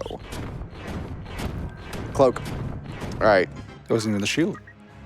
So Height 3. I need to move before I Oh, yeah. height through. That's not gonna work. Nope, I can't. You know what? We're doing it anyways. Let's see if Ramza blows himself up. Hey, Hey, he let's did not. go. Good work, Ramza. Something else I also hadn't mentioned is as haste and slow are about 50% increments, so is magic attack up. So we're getting about a 50% increase on our magic attack. So when we got that like +3, it was more like a +6 actually. All right, Ramza uppies once again. And then we're taking off our green beret so that ways we can have Isilud go to a place where only he will be targeted. Yeah, this is one of those things where setting up our gear and such will manipulate how we want the AI to work or to move. And you don't see it too much in any percent, but no math, there's a lot of that. Which, as we like to always talk about, any percent has very little math, whereas no math actually has a lot of math. No math has a lot of math. There's a reason why I chose doing the any percent one before starting to learn no math, because even with my mathology degree, I am mildly intimidated by the amount of math going on. Remember to put there. the green beret back on. Yep, yep. And I will say the opposite, which was coming into this run. I did not run the original Final Fantasy Tactics. I've run Tactics Advance in the past, which is also a really cool speedrun. But I didn't want to just immediately jump. Yeah, he didn't do it. That's weird. He could have done it. And that's what I was trying to tell you about earlier. That's leveled. Height 5. Yeah, Yep. I hit the wrong one. He has the high ground. Poor predictable Wheatgraph always stands on height 5. Yee. But anyway, all I was saying was I thought it'd be like more interesting to learn the no math route first when I got to the remaster. And I did like 2 runs and I was like, oh my God, this is way too hard. I'm gonna go learn the math route first because that looks fun. And then I'll like destroy my brain with no math afterwards. Also, have y'all read the Bible? Nope. We have. Nope, we haven't, but we're going to say we have because we want Merrick to go away. That's true. All right, we're on the march to the worst place casually. Can I hop in here with a string of fun donations? Oh yeah, absolutely. We're going to hit a couple strike fights and it'll be fine. You can Great. go for quite a bit still. Fantastic. We've got $50 from Sin Spitter X, who says, thank you to everyone involved in making this event happen. Less than 3. Let's get the Simon the Divergent Star blindfolded incentive met and go out with a bang for this RPG Limit Break 2026 finale. We have a $50 donation that says, thanks for a great event from a mysterious benefactor. Then we have $75 from Seriously Surly, who says, greetings from the meat dimension. Howdy, Surly. $100 from Rizukun, who says, greetings from the meat dimension. $100 from Dolewolf, who says, greetings from the meat dimension. Also the cake dimension. And $100 from Puexel, who says, greetings from the meat dimension, population, RPG Limit Break 2026. Yeah. And we also have a $250 donation from Iron Furs. Thank you very much for that. Shout outs to the meat dimension. I don't know how y'all have the energy to even put in a donation after eating a meal like that. Meat Dimension, one of those fun things we do on site. If you are able to join us on site next year, we highly encourage it. We have such a fun atmosphere here. But of course, those of you who are off site, we still love all of your support that you come to us. Oh, and in fact, we had another $50 come from David TKI. This money also comes from the Meat Dimension. Yeah. All right, so we didn't get a strike on the last one. Let's see if we get a strike on this one. And we do. Yep. Nice. This is another one. Nice. Pretty high chance of getting the. The summoners are just kind of grumpy sometimes and like to wear their cloaks. Sometimes. Also, we should have an incentive one year to show the frog scene. Oh, that's true. Yeah. Absolutely. I know that we enjoy laughing at the frog scene, but it's kind of silly. It's very silly. Speaking of silly, we need to change back to being a black mage because we get access to Hermes shoes now, which gives us the speed boost we were looking for that we would normally be missing from being a black mage. So, and we need cam robes, Yep, and we need to buy cam robes. which you and I both forgot to grab at the exact same place at the exact same time during consecutive runs. Yes, it was a beautiful thing. Or unbeautiful, one of the two. I have absolutely messed up. I've forgotten to shop there and forgotten, or like done the half of it and forgotten to get the camera multiple times as well. It is very common. Yep. And they are required later on. Yes. Yep. Oh, no cloak. Sad face. You're undead. Why do you need a cloak? She's on a weird height, right? Yeah, she is. Yep, 6.5. 4 and 4. You're also 4 and 4 for level and XP, so CT something. And Yeah, it's going to be CT4 and CT3. Oh, no. We could do 3 because she's at 48, and that's a number divisible by 3. There it goes. Yep. I caught 3 of the 4 numbers. I just missed the important one. So Absolutely. fun fact, if you add up all of the digits of a number and you keep doing that until you get to a single number and that number is divisible by 3, that number is divisible by 3. So 48 turns into 12 if you add the numbers together, which turns into 3. Oh my gosh. Yep. Incredible. Yeah, you can You heard clearly it here tell. first, everyone. Clearly tell he's got the math degree. 3, 2, 1 on the Gestural Beach parkour. Let's go. Hey, that's pretty good. Very nice. I remember the first time that I did that challenge, and it was. I have significant vertigo to the point where it is kind of challenging for me to play certain levels of Dark Souls, and I got through that and said, "This better be worth it," and it was. It was definitely worth the anxiety that I had. Is this another fight, strike potential fight here? It is significantly, like, really hard to do, though. That's why I'm using Holy, because even with Holy, someone could live. This is, yeah, we're starting to get to Usually a point. that one night that you can't see. Yep, that one. Up, but it's a strike. Yep. It is a strike. Yep. Yay. Yeah, there's a floater over there in between that little section. My split at home is called Flush the Floater. Oh no. I mean, lowbrow humor is the best quality humor, right? This is the point where we're going to start using Holy more and Flare less. While Flare is a much faster animation, it is also a lot less damage. So we have to set this up very particularly, and I need to double check my everything because this fight is very gross on the night difficulty, let alone running it with the setup we have for Ramza only. 9's good. We have Mana Font. We have Mana Shield. I want this fight to go so well because I want everybody watching the stream right now to just have a extremely cathartic experience watching this. This fight is so stressful. This fight is so stressful doing the setup. Yep. And if we want to talk about fights that are very frustrating for people that have done, this is definitely one of them. All right. But wait, there's more. So we didn't immediately get murked by lightning stab.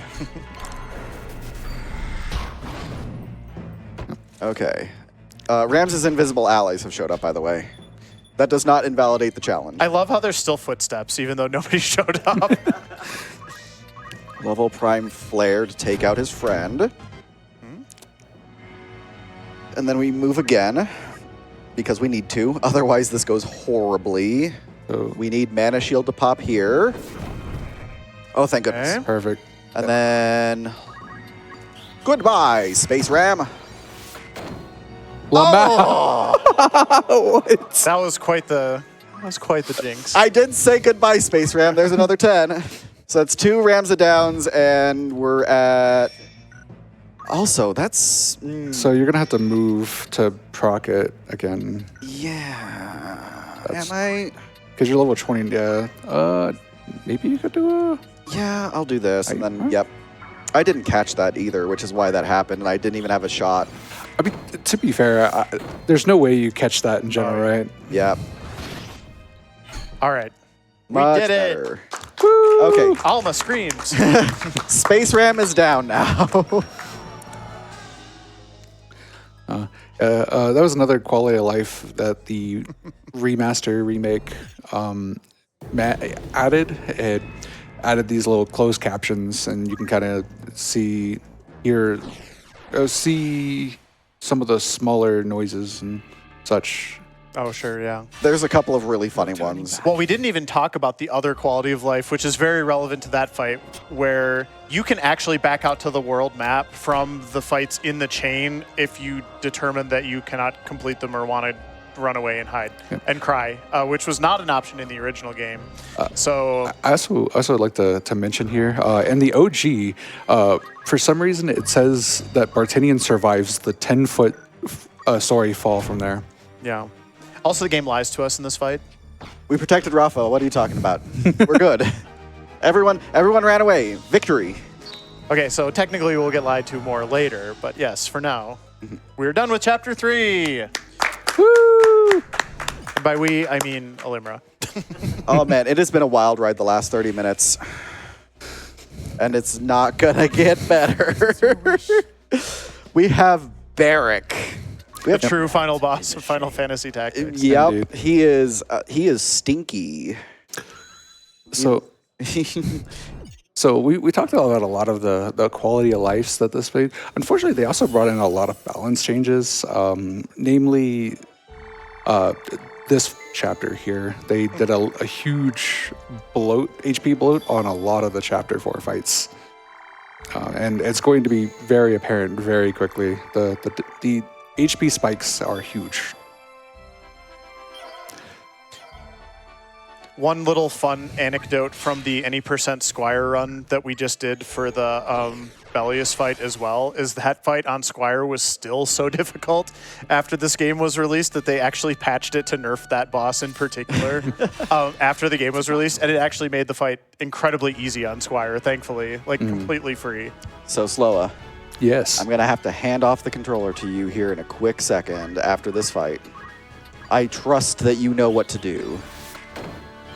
This is my first time playing this game. What am I talking about? That is definitely not true. Are we actually striking? Holy crap! Let's go. This is the hardest fight Yeah. in the entire game to strike. All right. Yep. I do need you to take over, though. All right. There is an unfortunate circumstance that needs to be addressed. All right. So, but the good news is, you know what to do. Absolutely. All right. So for the most part, this is pretty much the same as Squire. So despite the fact that I haven't done Knight, this would be pretty straightforward for me as well. No turning back. So this is actually just a improv co-op stream real quick. All right.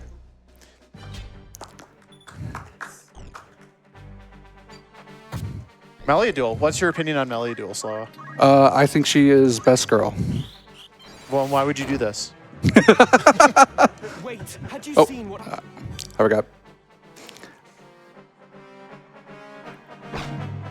Heard she has a pretty cool sword. She does. She has a pretty cool sword. We might need to take it later. Might. Yeah. I'm eyeing it. So as this co-op run continues, I do want to come in with a couple more donations. We have $60 from PX Makaya with greetings from the Meat Dimension. $100 from Miria with a meow from the Meat Can I Dimension. do this one? I know this Go one. for it. Okay. Oh, we're three-way co-op. Third Love way this. co-op, absolutely. Hold on. You got the pig, so you know what to do with the pig, right? Is it CT5? CT4. CT4. Okay. Thank you. CT4 For flare. Flare.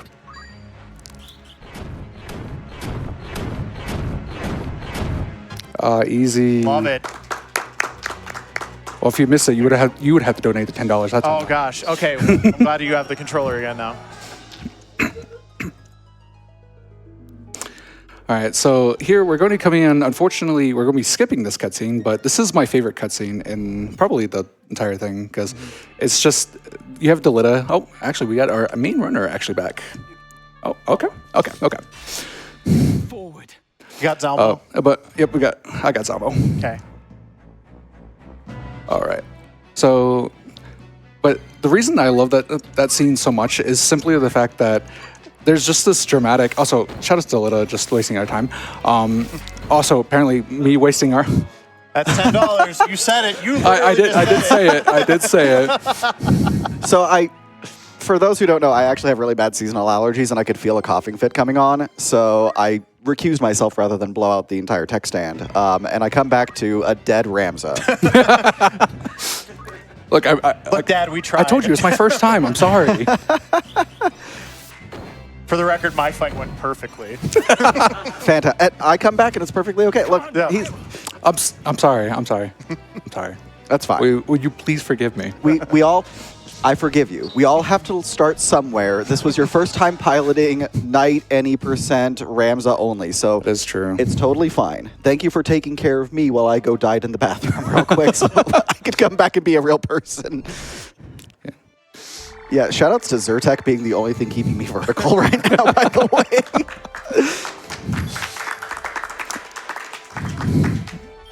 Oh, cool. I came back just in time for The incentive, almost. Right? No, No. that's after this. Sorry. No, A few more battles. we need to make some changes real quick because I did not buy this, which is required. Yeah. And we have the bracelet. Guardian bracelet. Yep. I'm going to grab these while I'm thinking about it because we'll need that later. I didn't mean to mention that. I just forgot to. It's okay. So we have a very bad fight here that we can't solve without making some significant, drastic changes to the way that we're performing our everything over here. Barrack 1 has an ice gun and tries to shoot us in the arm, so we can't do anything. And he's disagreeable is the best way of putting it. This should be fine. It should be. There shouldn't be any problems with it. Yeah. I'm not thrilled with our HP values right now, but we're actually over level where we should be, so it shouldn't be too bad if we have to eat an Ice 3, a Blizzaga, whatever the spell's called. Also, that's why he's stinky, is because he poisons us. Yep. Even if you have something that makes you immune to poison, you still get hit by it anyway. Yep. Also, we forgot we were level 30. Nope, I didn't forget. Oh, you didn't? I didn't forget. I'm perfect. That's a problem, though. The poison tick got eaten by the mana shield, and I didn't want that. You know what I should do? You know what we should do? I should be... you know what? We should be fine. I think we're fine. No, we're not going to be... You know what I'm going to do? I'm going to do something weird, and I'm going to call an audible. We picked up cam robes, and I'm going to put them on. That's smart, actually. Yeah, because this is one of those like it. incredibly weird circumstances where we're going to be intentionally shooting ourselves with Holy for a non-trivial amount of this fight. And for those who do not know, the chameleon robe absorbs holy damage. Yep. Yep. It also makes us immune to the death status. Level 5. Okay, Holy. I actually forgot about that part, actually. It comes up so rarely. If you're an assassin, it makes you very sad. Okay, so we're only taking 26 damage from the poison, which is going to get hit by our mana shield. As long as we keep moving after we take a significant amount of damage, we'll be fine. That's why we get mana font. We go out of our way for that early on. And that's what 350 of that extra mystic experience was. We're going to go over here. That will mitigate some of the extra damage that we'll be taking because we'll be a little bit further away from the mages. The problem is that our damage took a huge hit in the course of having to make all this shenaniganry work, but free shot is not bad. Good improv. Like it. Yep. This is... Barrack is a problem in both of his fights where we have to do things that specifically resolve issues that he causes for us. The next one is worse. And yes, you did hear 2 fights. That is indeed correct. Black Mage, Wizard Rod, Green Beret, Cam Robes. I can... Oh, this is a strike fight. I should move back to Wizard Robe for this. Then Hermes Shoes for the 9.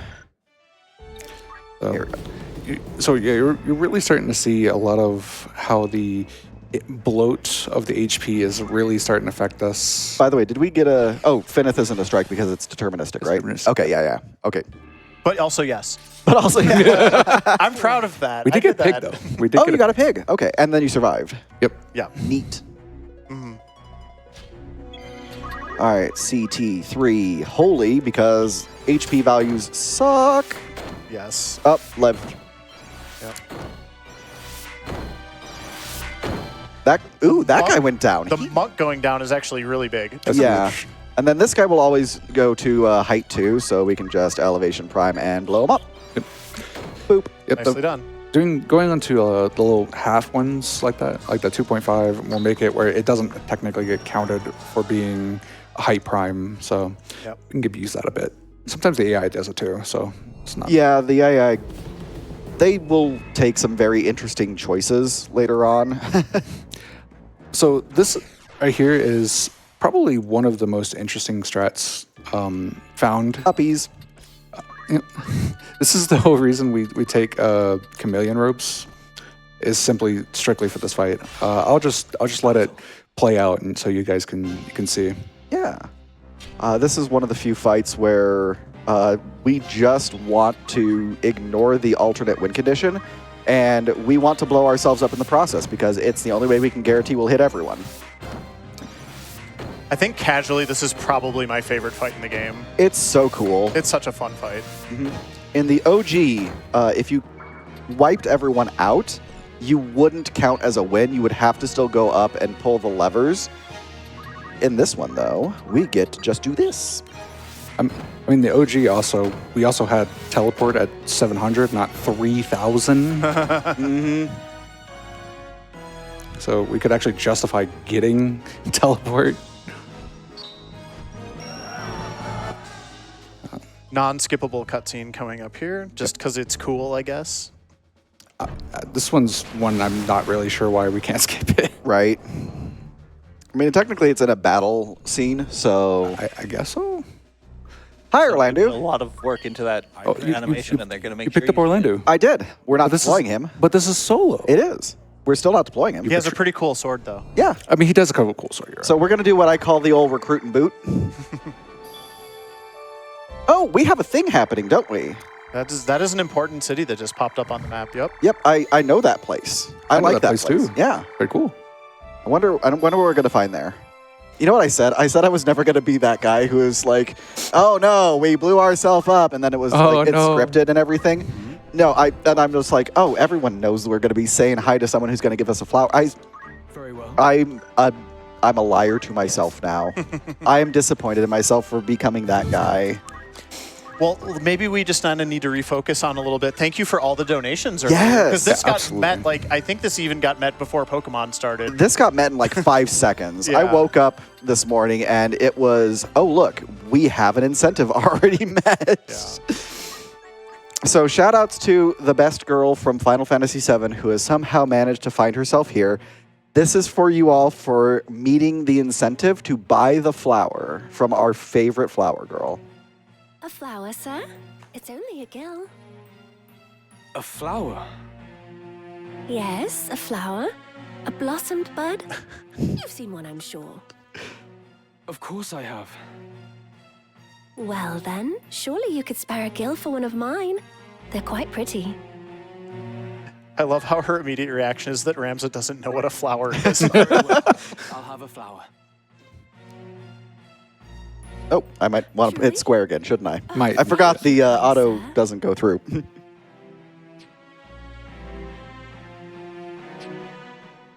Few are inclined to stop in this squalid rookery, and even fewer buy. It is a harder life than you know. I always dream some charming knight will come galloping through and sweep me away from all this. Beg pardon, sir. I know there's naught you can do. I thank you again. May that flower bring you good fortune.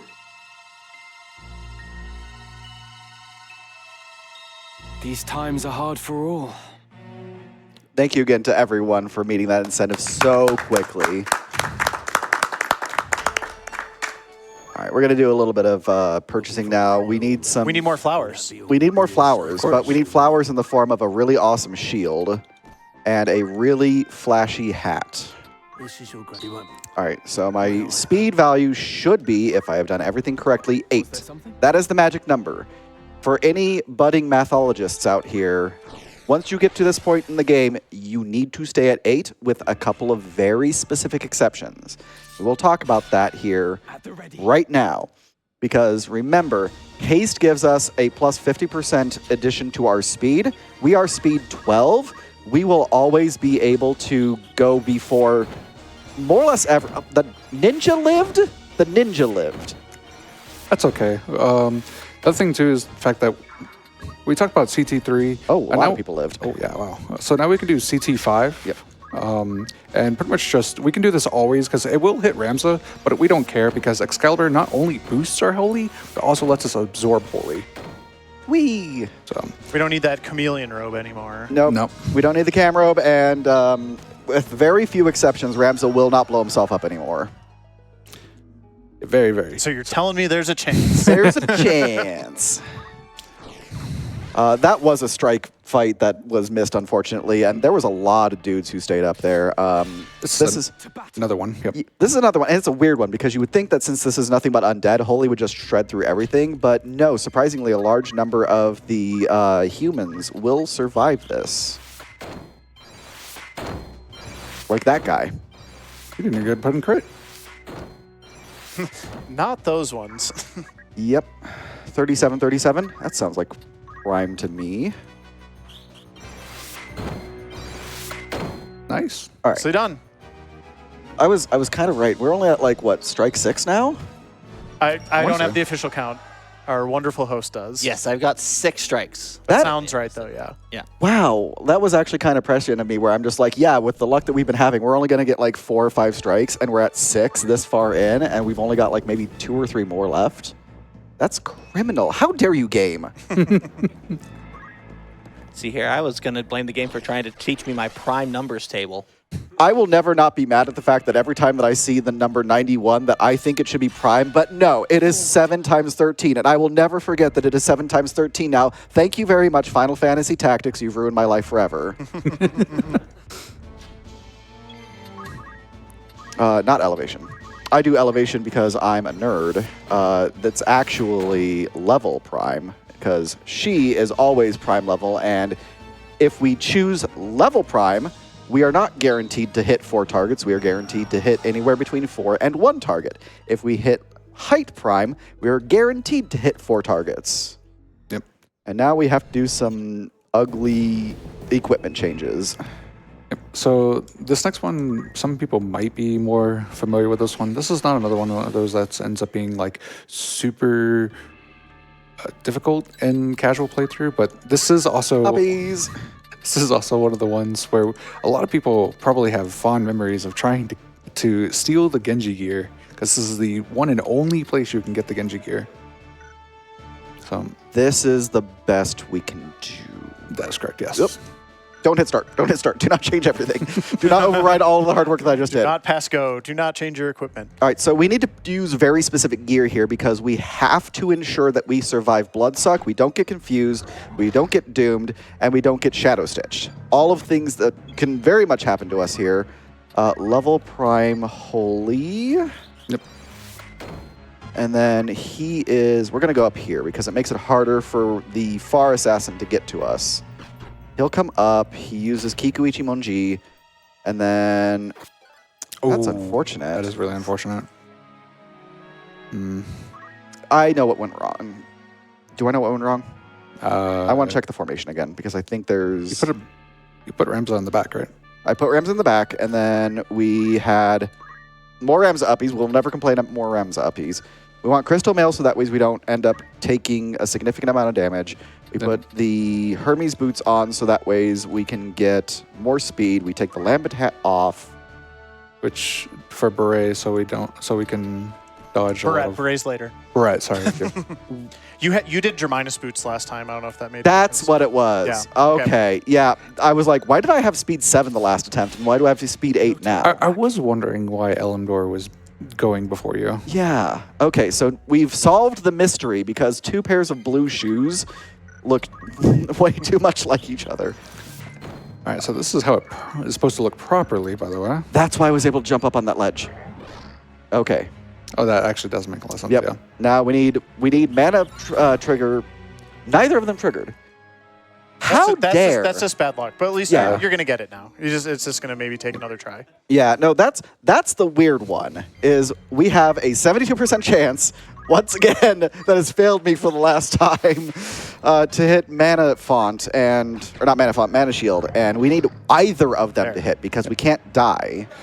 Fun fact, this is also one of the best chances to actually learn Ultima. Yay, Ultima. We're learning Ultima because I said so, darn it. I don't blame you. Yep. Nicely done. How many dadisms can I continue to put into this stream because I said so? All right. Sounds like an ultimatum to me. I'm learning Ultima because I said so, darn it. Hitting start way too soon. Can I get in here with a few donations? Oh, yeah, go for it. We're just going to be fighting a space demon now. Yep, we're just going to be... Oh, actually, real quick, before you go, I just want to mention that we are going to be our first iteration of using gravity, where pretty much the units are getting so high on level on the Zodiac monsters that we pretty much doing gravity is just going to be more beneficial. So now you are free to go. All right. We have $10 from Tajara, who says, Alymra, I remember sitting on the floor of the living room, grinding JP to maximize every job and learn every skill. I am so very proud to see how far you have come. I can't wait to see how much farther you will go. Your brother forever, Tajara. Love you, Taji. P.S. My favorite class is Red Mage. As it should be. And keeping on that train, we have $100 from Raijin300, who says, I've played Final Fantasy Tactics more than it's probably healthy to admit. Always fun to see it speedrun. My favorite class from the game is probably Geomancer. Ooh, I love Geomancer. It's such a cool class. Thanks for everything you do for NAMI. Looking forward to the rest of the runs, as well as seeing more Esqui. Whee! Whee! Whee! What's the SKA incentive at, by the way?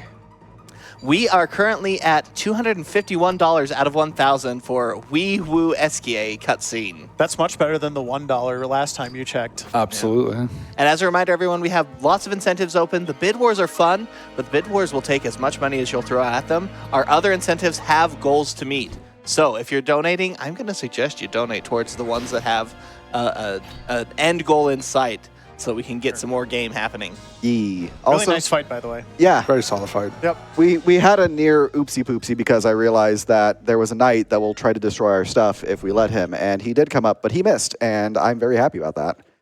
Yeah. We got some pretty expensive, important stuff right now. Yep. Shoutouts to Sloa for this next strategy that we're about ready to see, by the way. This one was, well, it's not just me. I mean, I was able to figure out that we could do this, but it also is a combination of Chestrick knowing a few things. So Chestrick does know a lot of things. Can confirm. yeah, I can't take full credit. That was a lot of encounters. Welcome. All right, we're going to be getting the Thieves' Hat, and then Crystal Mail is going to become the Mage... No, it's Wizrobes. Wizrobes, yeah, because I need that specifically because we mathed it out, and it came out to be a hard requirement. Yep. Same thing with the Aegis Shield as well. Yep. It was because I remember I ended up having my Aegis Shield being broken. I'm like, oh, I'll be fine. I'll just buy it out to Eager Grass. Yeah, and I missed them by 2 HP. Yep. So by the way, I mentioned a bajillion years ago that we have a half brother or two. We're gonna actually start a fight with one of them. who's happens to be Ben Starr, blonde Ben Starr, who's currently laying on the ground. Yep. Also, shout outs to the old one here says defeat Dice Dog's older brother. Gotta love localizations typos. CT3 Holy allows us to hit Dice Dog. We're going to wait. He's going to take his action, and then we're going to immediately Elevation 4 Holy again. And then he's going to turn into a demonic space goat. I wasn't joking. I wasn't joking when I said we're going to see a demonic space goat. And then from here, it's just going to be gravity all the way. Like I said, we are going to be pretty much every Zodiac boss at this point, we're just going to be using gravity just because it's just so much damage. Yep, and Ramza is going to go to the corner because he knows what he did. All right, Elevation for gravity, and then we're going to just do a couple of height prime gravities. So, Ashen, if you've got anything else, please go for it while I make some goat curry. Absolutely. We do have $77 from Hunter, who says simply less than 3. We have $100 from Maddie Inc., who says a donation I found while traveling through the meat dimension. And $100 from Alec K47, who says greetings from the meat dimension. Shoutouts to the Ivalice games, where Boolean logic, math, and lack of math are core parts of gameplay. Also, let's make the French game French. Absolutely. As he says that, currently the voice acting bid war for Claire Obscure Expedition 33, French is in the lead with $125. English not too far behind at $52. All right, everyone, do we remember what the magic number is? Yes. Yes. Ramza said yes. That was great. That was not scripted in any way, shape, or form. That was perfect. This is why I love this game so much. It has so much personality. It has a sense of humor, too, for It sure. does. Yeah, so the magic number is 8, but I was going to say 6, 7, but, you know. Go bad. Go bad. Also, we have taken out Ben Starr, but Ben Starr can live on in the bid war. Absolutely. The language choice for Expedition 33. If you want to hear more Ben Starr, you have to use the English voice for Expedition 33. Indeed. If you want it to be authentic, you choose French. At the ready. That game is so French, it doesn't need the French voice acting to be French. It's true. Oh, I know a shout-outs- restream that might disagree with you. That's fair. They can put their money where their baguettes are, if that's the case. So Oh, dear goodness. Zalmo Jr. is having a good fight so far. I need to run away. There is a lot going on there, and none of it's good. Absolutely not. So, yeah, the white mage there has actually been nicknamed by Belted Kingfisher Zalmo Jr. Because he has the math skill. So, shout outs to more math. Oh, this is going to get gross fast, isn't it? Because, yeah. CT5 should still hit, right? No, CT5 hit nothing. Oh, it's because I think it's because you moved. I did move. Well, we are going to improvise. I'm fairly certain Maybe this run? one. No? I need that Geomancer to not hit me, because if he hits me with Hell Ivy, I'm toast. Yep. So Helvy has a For it's a 10 or 15% chance to stop. So 447. I don't know what that did. Elevation for Holy. And then that leaves us with just the Mediator. And then we go Height Prime. Sometimes Nice the work. world Good job. just makes you improvise. So that was unfortunately, our last realistic strike fight. There is one more that theoretically, in a perfect scenario, could still strike, but it is like less than 0.5% chance of it happening.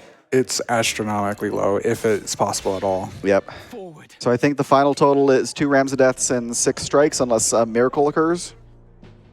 Yep, unless You could absolutely nuke yourself again. I Well, actually, no, you can't because you have Excalibur now. I could use Flare. Yeah, I mean, you could just for fun. I could Funsies. oopsie Flare myself.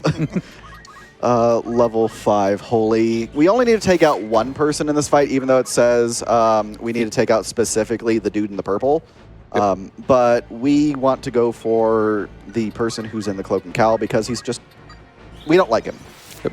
Also, once again, Final Fantasy Tactics lying to us, SMH.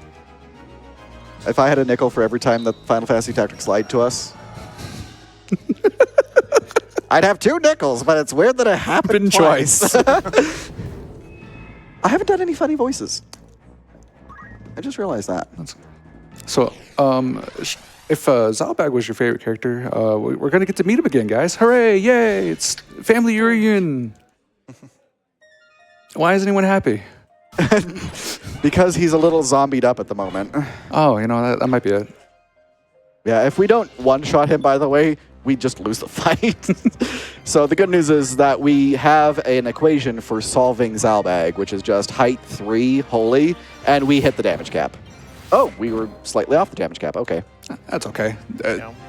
I believe this is primarily the fight that we choose Capricorn Zodiac sign for also. It's gross. It's one of the most beneficial that we can do. It's overall, Capricorn just happens to be the best option overall due to like most of the assassination missions being Virgo, which Virgo is good comp to Capricorn and Taurus.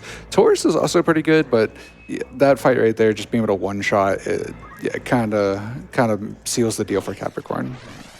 So I must apologize. We will be slightly overestimate, and I blame that absolutely cataclysmically abysmal pool party for how off the rails that went. But for the most part, it's going to be a bunch of CT3 holies, followed by CT5 cleanups, and one very gross fight that I will talk about here in a moment. But Ashen, it is all you. Well, thank you very much. We have $50 from Pharmacist Judge, who says, as a pharmacist, I will always be biased towards the chemist job. As you should be. Absolutely. $25 from Valindra, who says, everyone talking about all these classes and not mentioning summoner superiority? You got this, Allie. And $25 from Andromeda, who says, earlier, a certain someone donated to say ninjas were cooler than thieves. She's obviously mistaken. After all, a thief gets you cool weapons, and a ninja just throws stuff away. How wasteful. But I'd love my Dolly Ninja anyway. Tactics is one of my favorite games ever made, and I'm so happy to see this game torn up. I want that Agreus plush. Donation to maintaining the Ben Star block. Heck yes. All right, we're going to do a couple of level 3 holies against Lawfree 2 and then Kleshin, who's going to be coming out. I'm choosing to pronounce that very specifically because of the French block coming up. It's a block of 1, right? Like, we can have blocks of 1? Yeah, French block? so. I think so. Yeah. Cool. I mean, considering the length of some of the runs in this marathon, yeah, absolutely. Yeah. All right. Also, we failed to mention, it's over, Lawfree. We have the high ground. It is over, Lawfree. We did have the high ground. I think we're going to the meat dimension, aren't we? We might be. Isn't that what this is? I need to know more about this mysterious meat dimension. I do too, actually. We'll talk offline. Yee. Sounds good. All right, so this is going to be another level 3 Holy Fest. So if you got more announcements, more fun facts, more dad jokes, let them rip. Yeah, get those in, chat. I do have a couple more here. I have $25 from Rodor Storm 331, who says, hello, everyone at RPG Limit Break. I've been watching the event as much as possible throughout the week, and I've been enjoying it. Sadly, while I was not able to learn Secret of Mana for speedrunning, I hope to find some RPGs to run in the future. Put this $25 towards Luna being the party leader for Clair Obscure Expedition 33, and keep at it for NAMI's cause. As I look now, Luna is currently in the lead for the party leader with $75, CL at 20, Mael at 15, and Gustave at $1, and Monaco no one wants, it's at $0. So if you want to influence the party leader for Clair Obscure Expedition 33, that is open. But there are additional amazing incentives open as well. There's a Gestrel Beach 1 parkour incentive that needs to be met. That's currently sitting at $498 out of 1,000. Part of that comes with this $25 donation from username equals pants, who says, play the Gestrel Beach music at my funeral. It's such a good track. It is great. It's great. All right, so you have to talk about the true final fight of the. This is the true final fight. We have Barrack 2, which is such a gross fight. I actually have to completely change my entire way of running this fight. We need Excalibur, Aegis Shield is good, Thieves Cap for the Don't Move, Don't Act immunity, Crystal Mail because we will just die even with Mana Shield, Mana Font shenanigans, and Rubber Boots to make it to where Barrack can't hurt us at all. We need to be specifically on this tile right here to make sure that we can get 4 holies off on that guy right there, which might be 5 depending on what the chemist does. And boy howdy, is this going to be a ride. So the scariest thing about this fight is actually probably the chemist, due to the fact that the chemist actually can know elixir. And if you're familiar with elixir, No! he has that. Yep, he has the Oh elixir, my goodness. and this is just turned extremely scary now. I need him to keep using it on the thing that I'm putting into critical HP literally every action. If he targets Barrick, it's over. I need to make sure that I have to do this very carefully now. 6.5, that's CT Prime? No, that's CT3. Yep. Yep, that's 3. That's CT3. Because we did that math trick that we just talked about, didn't we? And then it hits the chemist. Oh my goodness, yes. Okay, that's really lucky.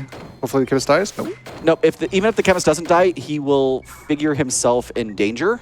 That. And he is also out of throw range. And he phoenixed. Okay, Perfect. we have improvised ourselves back from Oblivion. We're just going to need to do this one more time because Barrick is tanky. Oh, that was scary. Yep, always is, never not. Oh, no. Okay, so I know what I need to do, and I don't have to do much different. I need to go here because that should keep me safe from the Hydra. Which is the scary thing, yeah. Actually, wait a second. There might be an alternative. Is there a number I can hit that hits both of them? 4. Yes. The immortal words of Dr. Spectre. Yes. And that drops the chemist as well. The only thing we have to worry about that can hurt us is the Hydra, which shouldn't be able to one-shot us from the health that we're at. We're going to have to use yet another holy, though. So we're just going to... All right, fine game. I wanted to take out the Hydra, but you said no. The good news is because we've completely made Barrick useless, he can't do anything. That's awkward. That is awkward. Something else. Yep, something else. That was me mismenuing, wasn't it? That's cure. That is cure. I just wanted to make sure that I was actually targeting the right thing. I was just making sure. No. Making sure. Whenever I choose cure, that's me double checking my targets before confirming my kills. Oh man. This is why Barrick 2 is actually the worst fight in the entire game and the true last boss, because you will see how amazingly trivial the rest of this fight is. Yep. Like, we are into the last 2 fights. We are fighting Hashmal, the Bringer of Order, Ultima, the High Seraph, and Ultima, Bloody Angel. And it's going to be comical how easy this is going to get. Where is my Zoom shoes? There's my Zoom shoes. So we were talking about Final Fantasy 14. I challenge anybody who knows the inscription for that Ultima says. I would like you guys to donate that during the Ultima run, during the Ultima fight. All right, so this is what we call a solved fight. We are going to go level prime immobilize, and then we're just going to gravity him into oblivion. And we don't hit the damage cap, so we know we're going to kill him in 4.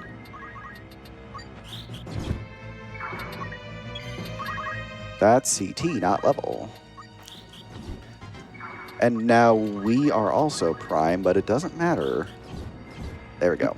Gravity is so incredibly powerful in this game because unlike other games where it'll deal 1/4 of the remaining health, it deals 1/4 of the enemy's max HP every time.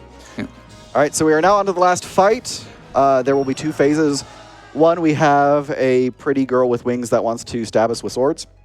And one, we have a not-so-pretty thing that wants to blow us up with magic. It's time. We'll see how that goes for both of them. Also, I want to mention Hashlam is right as he goes away, he actually dabs on us. Yeah. I will also very quickly mention about this fight. It is very spinny and it is a little bit intense, like right now. Yep. Sorry, I tried to get it in before that, but just be aware if you're like photosensitive or something, it might be a little bit hard to look at times. Hey, hi Alma. Bye Alma.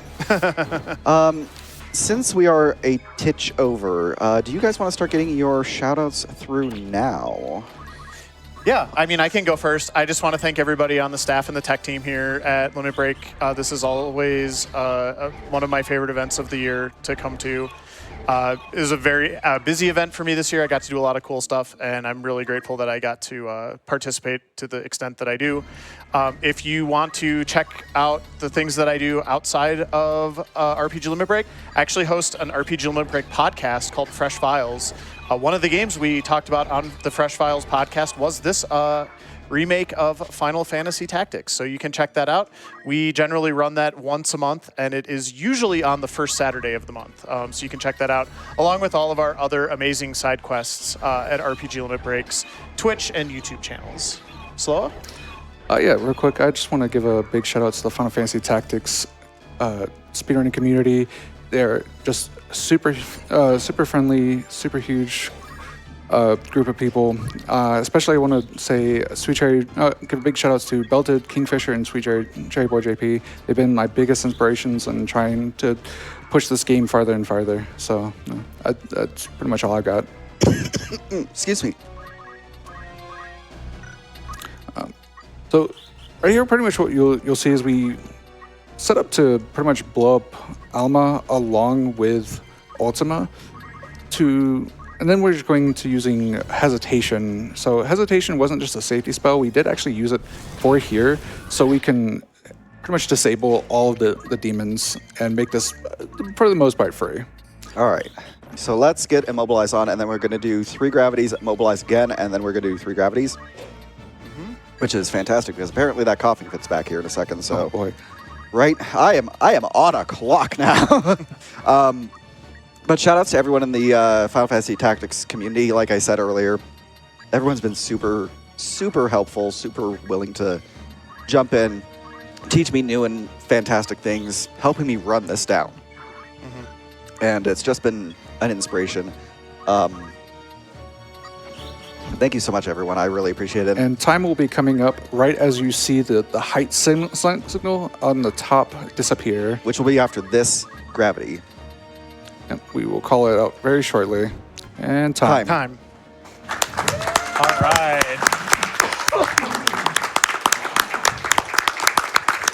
So, don't go away yet. We do have one special thing. We have our tradition in the Final Fantasy Tactics community. Alymra, would you like to let everyone know about it? Yeah, so thank you. I promise I'm getting choked up for completely different reasons. So after every run, we say Farlam when we hear the priest giving his speech, which is going to be coming up here. Oh, you accidentally skipped. I am so sorry, everyone. That's Let's okay. get our Farlams out Let's now. just say it anyway. Yeah, so in grand tradition for Final Fantasy Tactics, we wish to say Farlam in prayer for sending Alma's soul to the great beyond. May she rest in peace for eternity. Farlam. I felt like I had to do the extra stuff since I accidentally did the oopsie. Oh, absolutely. It's okay. It's okay. I blame Zyrtec not doing its job properly, but thank you so much, everyone, for everything. I appreciate RPG Limit Break for this opportunity. This is my first major speedrun marathon that I've been a part of, and being able to bring a game that is consistently in my top 3 games of all time, personally, to the table, and a challenge run that I have pioneered for this particular type of run. It's meant the world to me. And yeah, just have a fantastic rest of the marathon. Thank you so much to NAMI for, being an amazing organization. As someone who has struggled with mental illness himself, this is an absolutely great charity, and I couldn't think of a better one to have the money be going to. So thank you so much, everyone. Take care, and Real quick, I would like to plug in the Final Fantasy Tactics Speedrunning Discord. If you guys want to learn this run, if you saw this and was like, oh, Alymra, just maybe be super interested in this run and want to check it out and try it out myself, definitely check out the Final Fantasy Tactics Discord. We have plenty of amazing, friendly, and awesome people in there. So definitely check it out if you aren't already in there. Have a great rest of your marathon, everyone. Take care. Bye. And thank you so much, Alymra. That was a fantastic run. So much fun. Glad to be a part of it. And we have a few donations remaining from it that I'm just going to go through real quick. We have $50 from Kaylor, who says, "It's always such a great experience to see Final Fantasy Tactics in the spotlight. I remember playing this in high school. It was the height of gaming. I would spend whole afternoons completely consumed by it, sometimes playing for 3, 4, or even 5 hours at a time. In fact, I think it's probably a prime candidate for best tactical RPG of all time. They just don't make games on this level anymore. And for anyone who says this opinion makes me a hopeless fanboy, then I guess I'm guilty as charged. Anyway, Calculator is an awesome class. Best of luck with the end of the run." And then we have a $75 from Amazing Toaster, who says the Meat Dimension sends its regards. And $50 from Boogie Poppy, who says, "Greetings from the Meat Dimension. Donating this in honor of my friend and brother Zathian. Your support, acceptance, and friendship have been one of the very best things about RPGLB, and I'm lucky to have met you. Happy birthday, Jacob."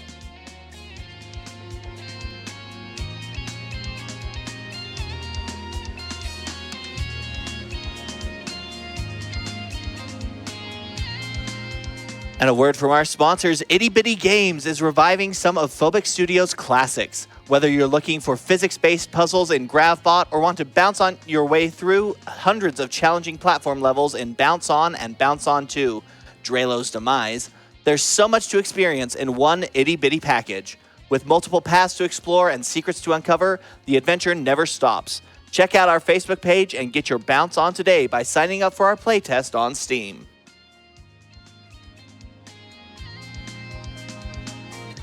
And now it is time. We're going to go ahead and throw to a few stream ads. So please sit back, relax. If you're subscribed, enjoy the music. If not, please enjoy these ads, as they're what allow us to put on this event.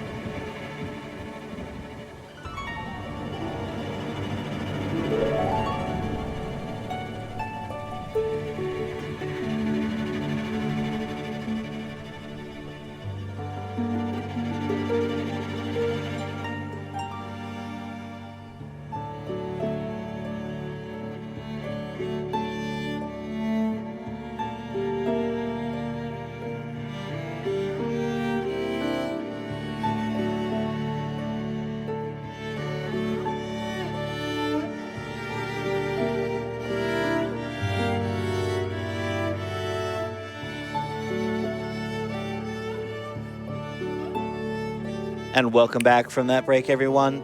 This has been the end of my time on the host desk this week. Thank you all so much. It's so wonderful to see our community come together for this and see the amazing trips through the mean dimension as well. I'm going to be handing things off now to the amazing Southcouth Mind, who will take you through to the finale.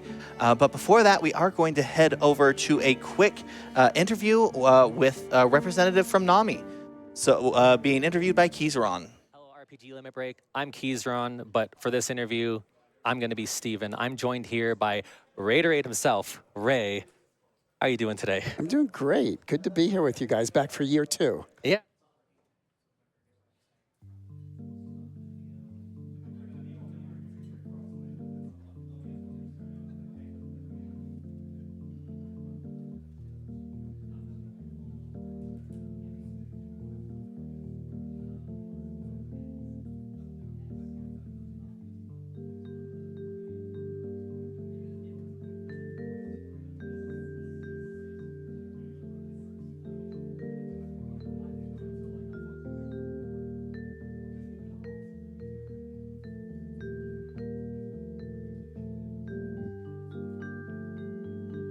Sorry for that false start. We had a little bit of a technical hiccup, but we're going to try it again. Let's head on over to an interview with our NAMI rep with Keyzeron. Hello, RPG Limit Break. I'm Keyzeron, but for this interview, I'm going to be Steven. I'm joined here by Raiderade himself, Ray. How are you doing today? I'm doing great. Good to be here with you guys, back for year 2. Yeah, it's pretty exciting to have you back. I know that last year there was mention about a new program that you were implementing, and it was called NAMI Next Gen. You got it. So I'd love to give people at home an update on how that's been going. Yeah. NAMI Next Gen, both nationally, so because some of the dollars we raise go to NAMI National, and then throughout our 50 state chapters, 600 affiliates, we're bringing programming that is for, by, and of the 18 to 25-year-old next gens. So we're making sure, you and I were joking a little bit about making sure it's a PDF and not an old clipboard or a 3-ring binder. We're making sure that the facilitators are trained 18 to 25-year-olds rather than someone in their mid-50s or mid-60s trying to run the program. And so we're kicking off literally this month, last weekend, is our peer-to-peer 8-week education program where you start with goal setting and you work once a week towards what your actual goal is. And that ranges for everyone who says, I just want to get a new job. The other one says, I want to fix my relationship with my mom or my brother. And that's the NAMI Next Gen peer-to-peer.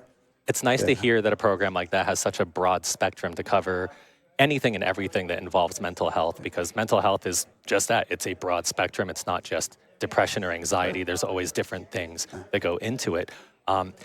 We were talking just before this started about the possible international impact that a national organization like NAMI has.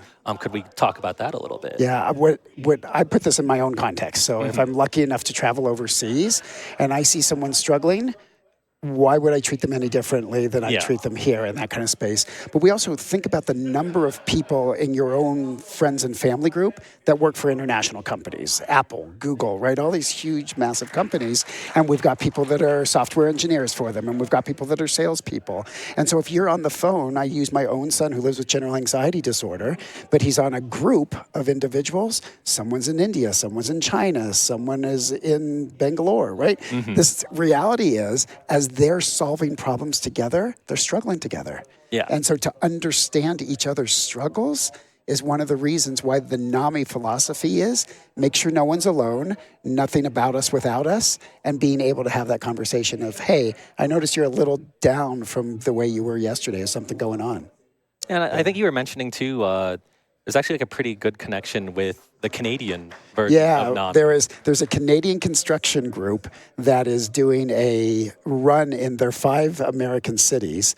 And so they're coming down, they're going to do the 5x5 run in all these different cities. And then NAMI California, NAMI Washington, NAMI Colorado will get some of the dollars. But it's a Canadian company that's doing that. And so I think this is the shared borders don't distinguish.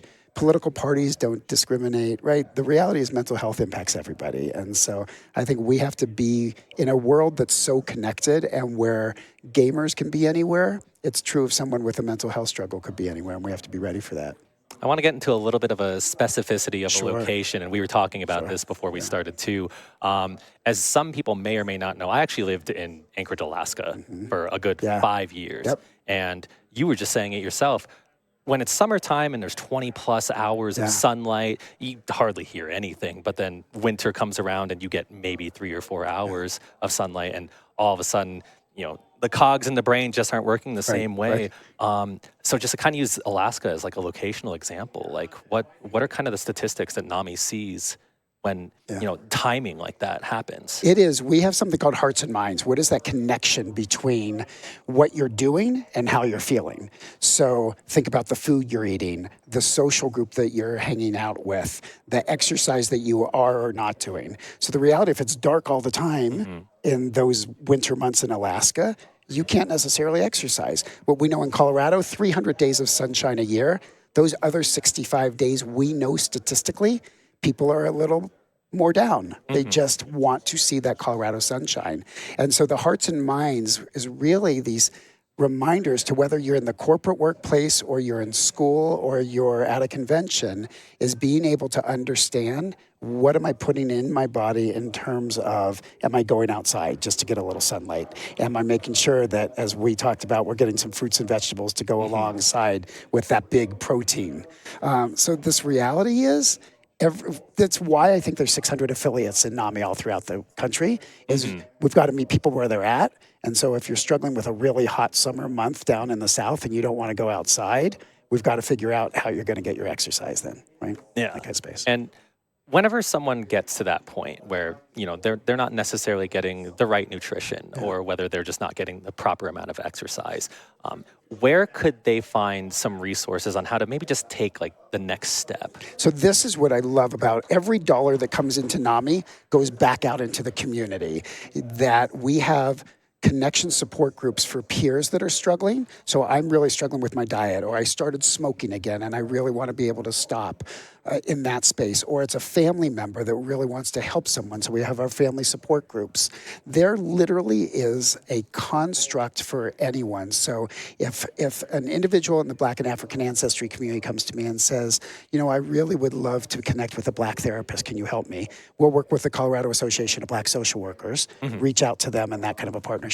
So I say, no matter where you are in the country or even across the world, go to NAMI.org. You'll see a list of vetted, trusted resources. That's what's most important to me in that space, is that you know that there's an organization out there that's actually only recommending organizations and partners that we trust and that we've vetted. Are there any new and upcoming programs, or even just one as recent as like Next Gen, for example? The Flare is my favorite, and Flare, I'm not going to remember exactly what it stands for, but it's a the R is resiliency, and the E is education. So it's for middle schoolers. And what we were seeing is middle school teachers were really struggling on, how do I connect with my kids when they're really struggling with maybe just anxiety or isolation or depression or something like that. But I'm not clinical, right? We can't expect our middle school teachers to all be clinicians.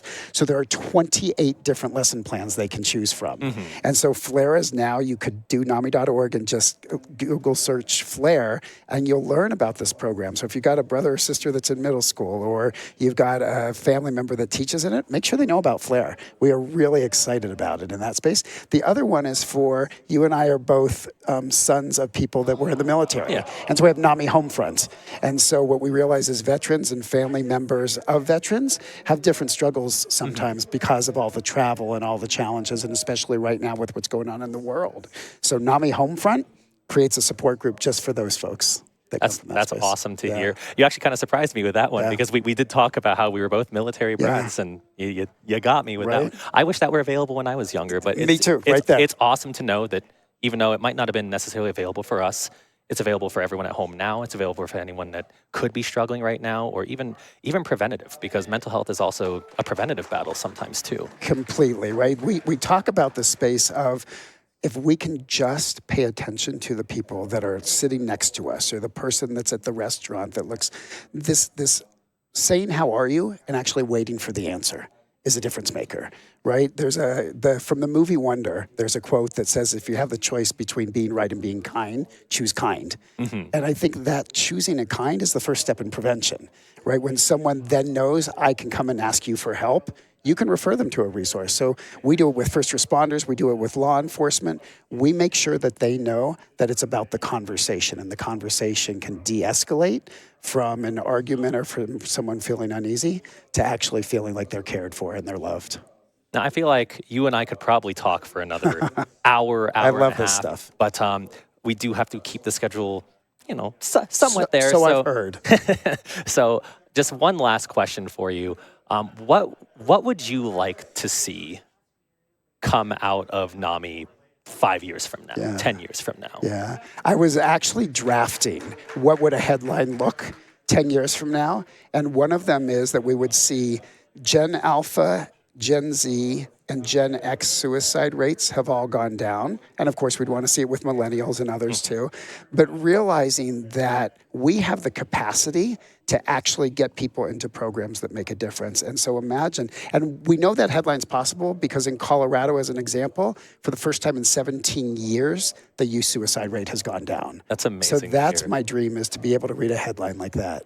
Would be amazing. And all of you at home can definitely help and contribute to that, not even just with the marathon itself, but by checking out NAMI, whether it's event time for RPG Limit Break, whether you need resources, whether a friend needs resources, or you just want to be educated. Be sure to go to NAMI's website. Thank you so much, Ray, for taking the time to talk to me. You guys are all amazing. You're the amazing one. We're just here to put smiles on faces, but thank you very much, RPG Limit Break. The rest of the marathon is going to be a banger. You better stick around. The finale is going to be immaculate. We'll see you on the other side. Thank you, Ray and Kizaran, for that fantastic interview. And thank you, Ashen, for that introduction. My name is Selkuth Mind, but you can call me Sel, and I am delighted, so excited to be here as your host for the final run of the marathon, which is going to, of course, be Claire Obscure Expedition 33. And I do want to note that we want to send our shoutouts to the people involved with our foreign language restreams. Our French restream can be found at twitch.tv/LaFrenchRestream, and our Japanese restream at twitch.tv/Japanese_restream. If those restreams can help you better enjoy the marathon, please go check them out and send them some love. And with that said, talking about other languages, we do have a bid war for Claire Obscure Expedition 33 to determine the voice acting language. The options, of course, are English and French. And during that interview, French was in the lead for the longest time at $125. English has now taken a commanding lead at $307. Again, that's going to close at the very start of the run, and it cannot be changed once it starts. So if you want to see French win, you need to get your donations in right now. !donate in chat, or go to tracker.rpglimitbreak.com/donate and get those donations in. Put them towards that if you want to see French win. And with that, chat, I want to note, we are $22 from $75,000 raised this event for NAMI. Can we get that hit before the run starts? I believe that we can. And helping us get there is $100 from Alymra, who says 6 strikes, 2 Ramza oopsies, and 1 coughing fit. Let's round it up to $100 and call it even less than 3. Thank you so much for that donation and for that fantastic run just before this. And hey, chat, with that, who's excited? We've just raised $75,000 for NAMI. Thank you all so much. And we still have more incentives. I do want to point out something.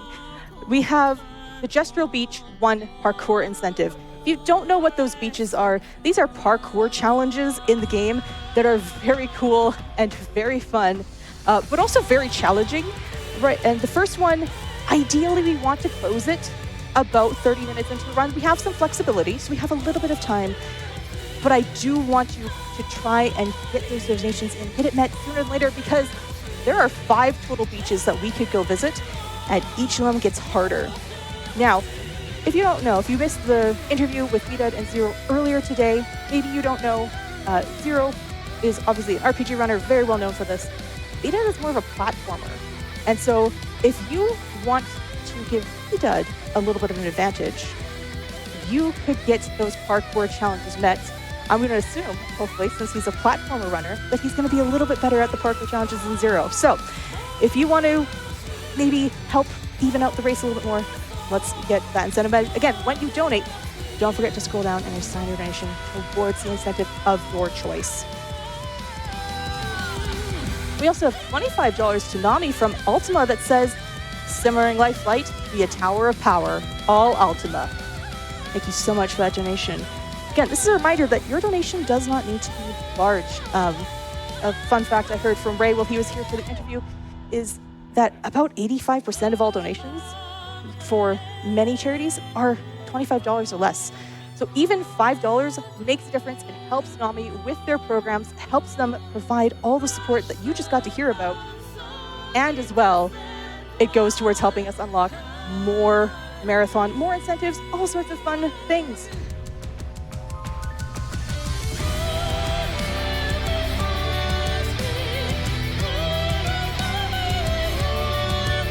We also have $25 to NAMI from Cloakfur, who says, need to visit the Gestural Beach just to hear that area music.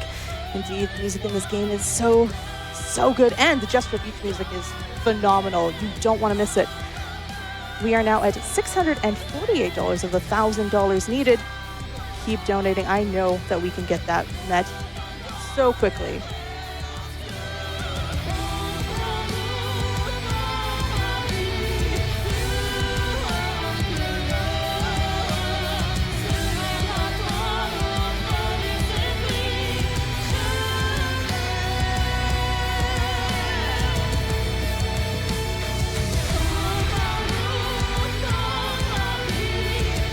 Just a quick overview of all of the incentives we have for this run, because we have a lot of them. So again, that voice acting language, we have a choice between English and French.